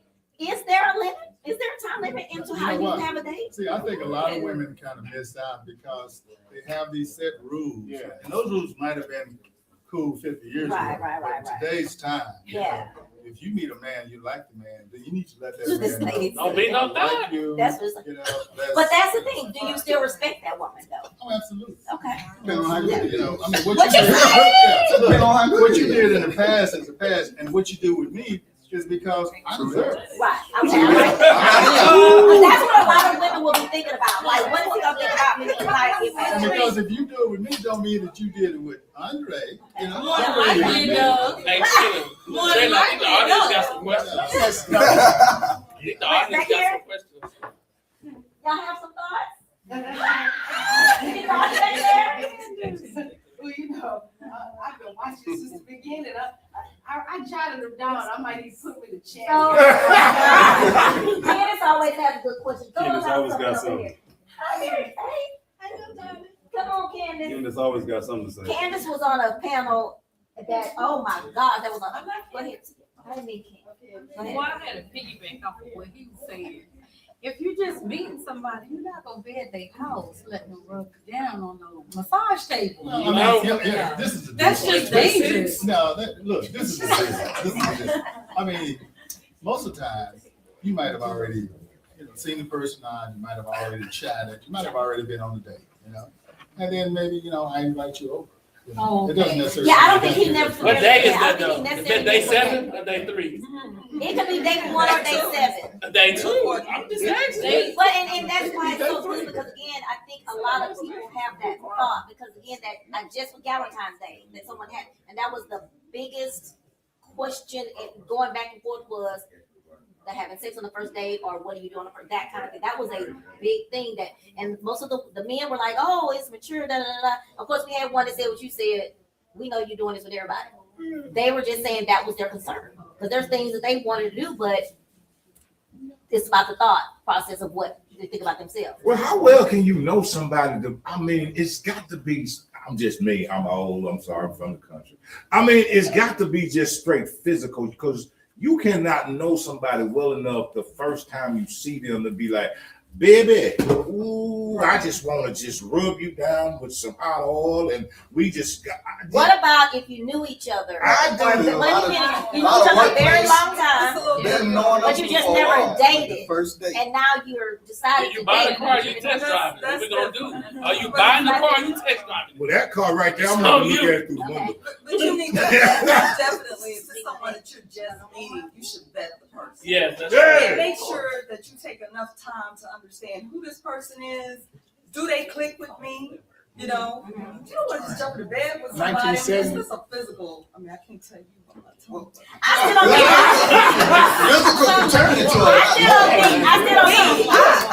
I need to vet you. And I want you to vet me because I'm going to be looking at you like, is this something that you normally do? Jumping into bed with anyone and everybody? And they're gonna lie. You want to? Come on. Well, there is such thing as love at first sight. Okay. When you first meet someone, you know that's the right person for you. Said So, no. but sometimes, you may not say this, but they've been together for years. Sometimes you But that wasn't like, love. well, it was lust in the It beginning. grew It might be into lust, love. it grew to love, but they never had broken up with each other since the day they were together. So it turned into something. So once we first see you, they feel like it was love at first sight. I would also say this is a very interesting panel. You guys have done a fantastic job of speaking and interjecting. I love the interactions. I think this is a great panel. You guys should stick together. I'd like to also thank the calendar for opening this session, opening this gift for us. I love that you guys were able to interject. I think the Black men segment was explosive because they got a lot of interaction. I think that last one was about love at first or the first date, and a lot of people don't believe in that. Old fashioned don't believe in that, but you know, the newer generation, I think some people do. I'm glad Some people some of do. y'all. The tricky part is me and my wife, y'all don't believe it. It's 11 years ago. We met on POL. Plenty of fish. Plenty of fish. That's what it is. And that's the one that's I was about to get off. I was about to get off. She was gonna get off, and we had sent each other a message, and then that's how we met. But was it love on first date? There was no love on first sight. No, It was son. love on first I date. don't believe in that. I need to drive the car. I need to rent it. I need to be sure that I like the car. But you know what I like about that? You know what I like about that first date? Because I know all their business. They've been on my chat show a few times. That something that I never thought of. If you do, because I don't believe it on my date. I'd be scared. I don't want nobody to put me in the trunk. I think about how she went and she invited friends to be out in the background. She had like 30 people there. I'm by myself. I thought that was because it's scary out here now. And I always think about people putting me in the trunk. I don't know why. What I would add to earlier conversation, you know, music and the culture has changed. Ever since my chivalry, Yes. you know, that was a song by Babyface. We listened to different genre of music then. They talked about chivalry and how we should court a woman, how we should love a woman. Now they make love to fast music and booty songs. It's a whole different culture, you know. But I don't think a lot of people don't get a chance. That's what me and my wife, we got a podcast called One Marriage, Two Hustlers. But we try to let people see that there's still black love still exists. Absolutely. But a lot of times they don't see it because social media, that's why on social media, you might see me following 2,000 people, then you mess around, look, I want to follow 50. Because I'm not gonna let it because what you see, right? And you be like, man, what's going on? And that's So why I I think delete this people. panel was so important, so good, because you guys got a chance to share black love. You got a chance to see things in other perspectives that we don't normally get a chance to see. And I think this panel is really good for you guys to be together again because it's a great perspective from all of you guys. You know, great couples, great love, great conversation. I think you guys should continue it. You know what I mean? That's what I want to say. Thank you so much. So we're gonna end. What a way to end it on one night stand. I mean, not one night. That was another thing. I had to help everybody understand this too. They were going back and forth about the first night and one night stands. I had to help them understand those are two different things. That is totally two different things. But anyway, I want to thank y'all first for coming out and joining us. Each and every one of y'all were very special and dear, and it just makes you happy when we talk about support. That's what this was. Y'all come out supporting, making this network. What I do? I just got something for you guys. I'm not gonna go without you. You No, gotta I go. never did get my introduction tonight. So I'm gonna give a shameless plug before he takes the mic and does his thing. I'm giving my second annual live R&B extravaganza, trying not to say festival, extravaganza. What I was blessed to get was someone many years ago. We were sitting, I'm sorry, y'all, we were sitting at a bar. And I mentioned to him that I wanted to have this Zydeco festival, told him the whole story, and he financed the whole thing. Well, he has shown back up, and I was telling him, hey, I need $750 to pay for this deposit because I was gonna do that to shave. I need $750 to give her. And he said, you know what? Why don't we partner? Sure. That's why you don't burn those bridges. But anyway, he is helping me because the biggest thing about it is always financing those deposits because this is live bands. They don't play. But long story short, it is June 27th. And y'all believe it or not, that is my wedding anniversary. That was my wedding anniversary. June 27th, 2026. There's gonna be several live bands, and I have signed Roy Anthony. I don't know if y'all know who that is, but Roy Anthony is really, really cool. He does a lot of music with Keith Sweat, but he's gonna be my headliner. It'll be Blaine the Comic, Will Darrell the Comedian, Eric and Nisha Cortez, Spud is supposed, Spud Howard, I don't know who that is. He just won Star Search. He's supposed to be there. So I'm telling y'all all that to put it on your minds. Because I love y'all to come and support that. I'm really excited. And let me just throw this out here too. I am still looking for sponsors because he ain't paying it all. So, but I'm looking for sponsors. And the biggest thing about this is celebrating Black Music Month, and also a celebration of the lives of T2, Muhammad T2 alum, who was my mentor. He owned the Red Rooster until he passed. And then Scott Gertner, who owned the Skybar. that one. And Scar. and Rhythm Room. And the reason why these two men are important to me is because they gave, first of all, when Tito passed, Scott hired me to work. He was the first one that allowed it, but also they gave live musicians the place to get their crowds, hone their skill, and they just have done a lot for live music. So I want to give back, and it'll be any student that's planning to attend TSU and major in music will be who will be able to apply. So, all right, we're gonna pass the mic. Hey, 1 second. You know, if we go to a restaurant, we always tip the waitress. I think we need to put some money in the hat for Miss Teresa. She has expenses here, and we have. Of course. Give her something. Somebody said I agree. So the statement was we want to make sure that we celebrate calendars, and also those of you who did donate online or pay through. I don't think I got anything on my cash app, but we're gonna also make that donation to Miss Teresa. So thank you again. Or did you want to come on while in front of the panel and say anything?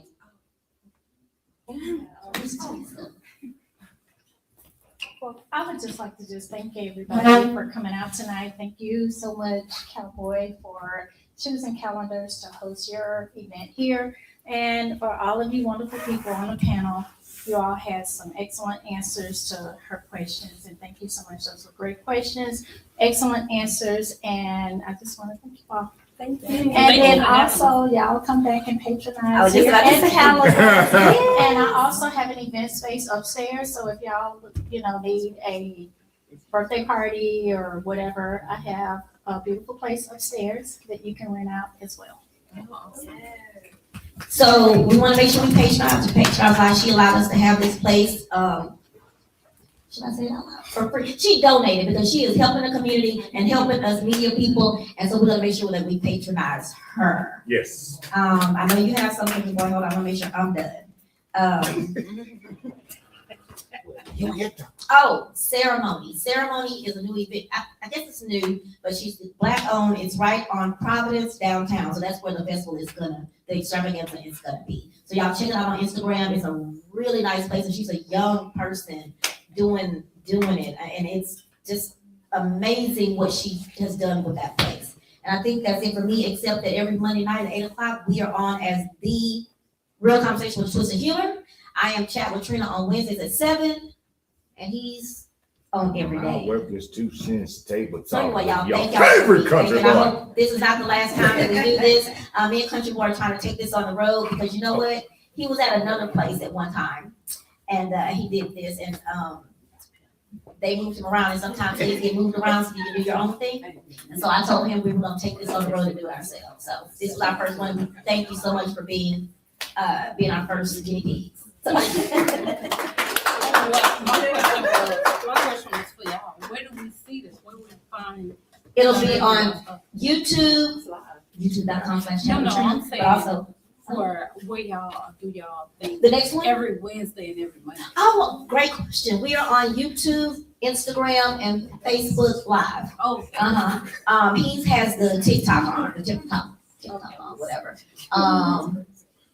And if you want to see something later, you can always go to youtube.com/Katrina. I'll say that again, okay? Anybody else? Me. Okay. Me. Oh, look at here. Y'all know I didn't need the microphone, but I got the microphone. Man, I told you before. Thank you, each and every one of you for coming. Thank you. Wait a minute, give up my code. Did she do a fantastic job?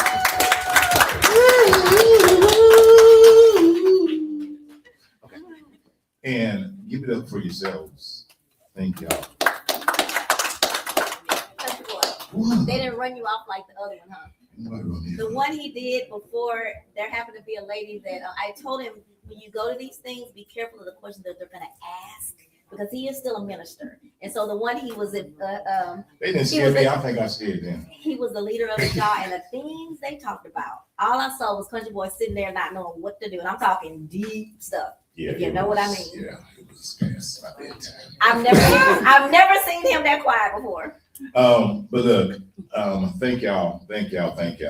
There's something that I got to do, and I want to do it live. I want to do it live up on the air, and nobody knows but a few people up in here. Listen, thank y'all for coming on this Monday.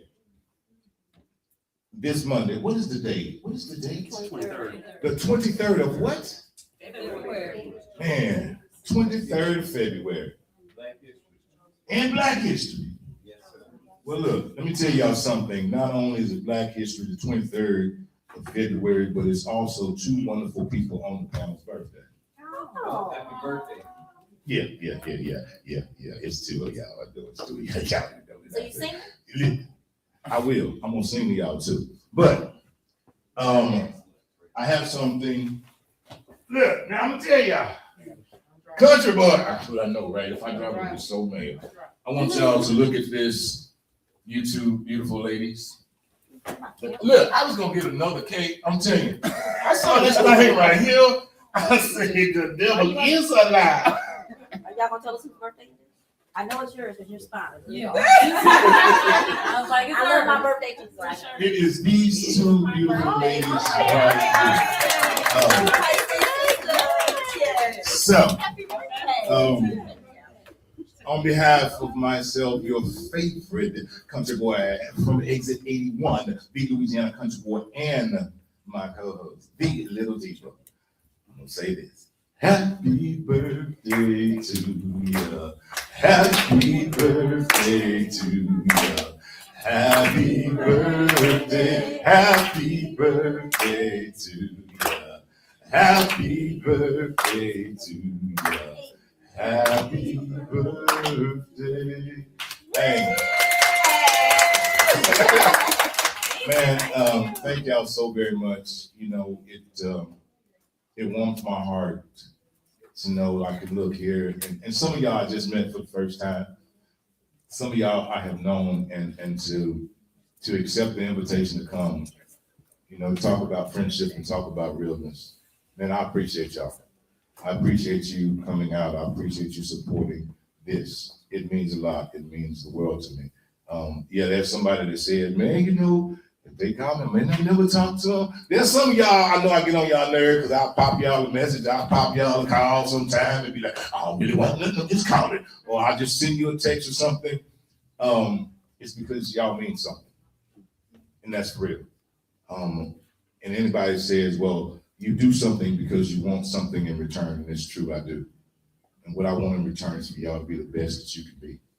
And I want to each day encourage you in any way that I can. That's how I live my life, is to encourage others. So, on behalf of myself, your favorite country boy, the Louisiana country boy, and my co-host, the Little Diva. what am I a favorite of? I can't even say that. I can't. I used to give you the tum-tum, but I can't even give you the tum-tum. She told me I couldn't say it no more because she might have somebody trying to find her in there. So I don't even say it. But they go to Exit 81, they can find me all day. You in Louisiana. Pretty correct. But look at here. To each and every one of y'all, thank you for tuning in. Thank you so very much. Old Country Boy ends it like Old Country Boy always end it. It's like this. Let me tell you something. This is what I believe from the bottom of my country heart. With a microphone, without a microphone, I believe this. I believe God gave us three things. What did he give us? He gave us vision, he gave us purpose, and he gave us instructions. Vision, purpose, and instructions. Everybody wants and can't see your vision. Everybody wants, trust me, Lord, they're not going to support your purpose. When you start walking your purpose, they're going to walk away. That's okay. I say to you, don't you stop walking, though. Don't you stop walking. You keep on walking. No matter what it is, you keep on doing. And lastly, but not leastly, when you woke up this morning and you open your eyes and clean my tears and you're trying to hear, but the words of the country boy were just not clear. If you were out there today looking up, looking down, looking over here, and looking all around, and you still didn't hear these words. Well, here it is. I ain't got my glasses on. It's after 9. It's after 9 o'clock. Houston time. On behalf of myself, the Louisiana country boy, the Little Diva, and this wonderful, wonderful, wonderful guest, a panelist at the round table, I I say these words, and I say them with my chest stuck out and beating real hard. We love you. We love you. And we love you unconditionally. And there ain't nothing, absolutely positively nothing that you can do about it. Peace out. Let's give it up, everybody. We all get up. 3, 2, 1.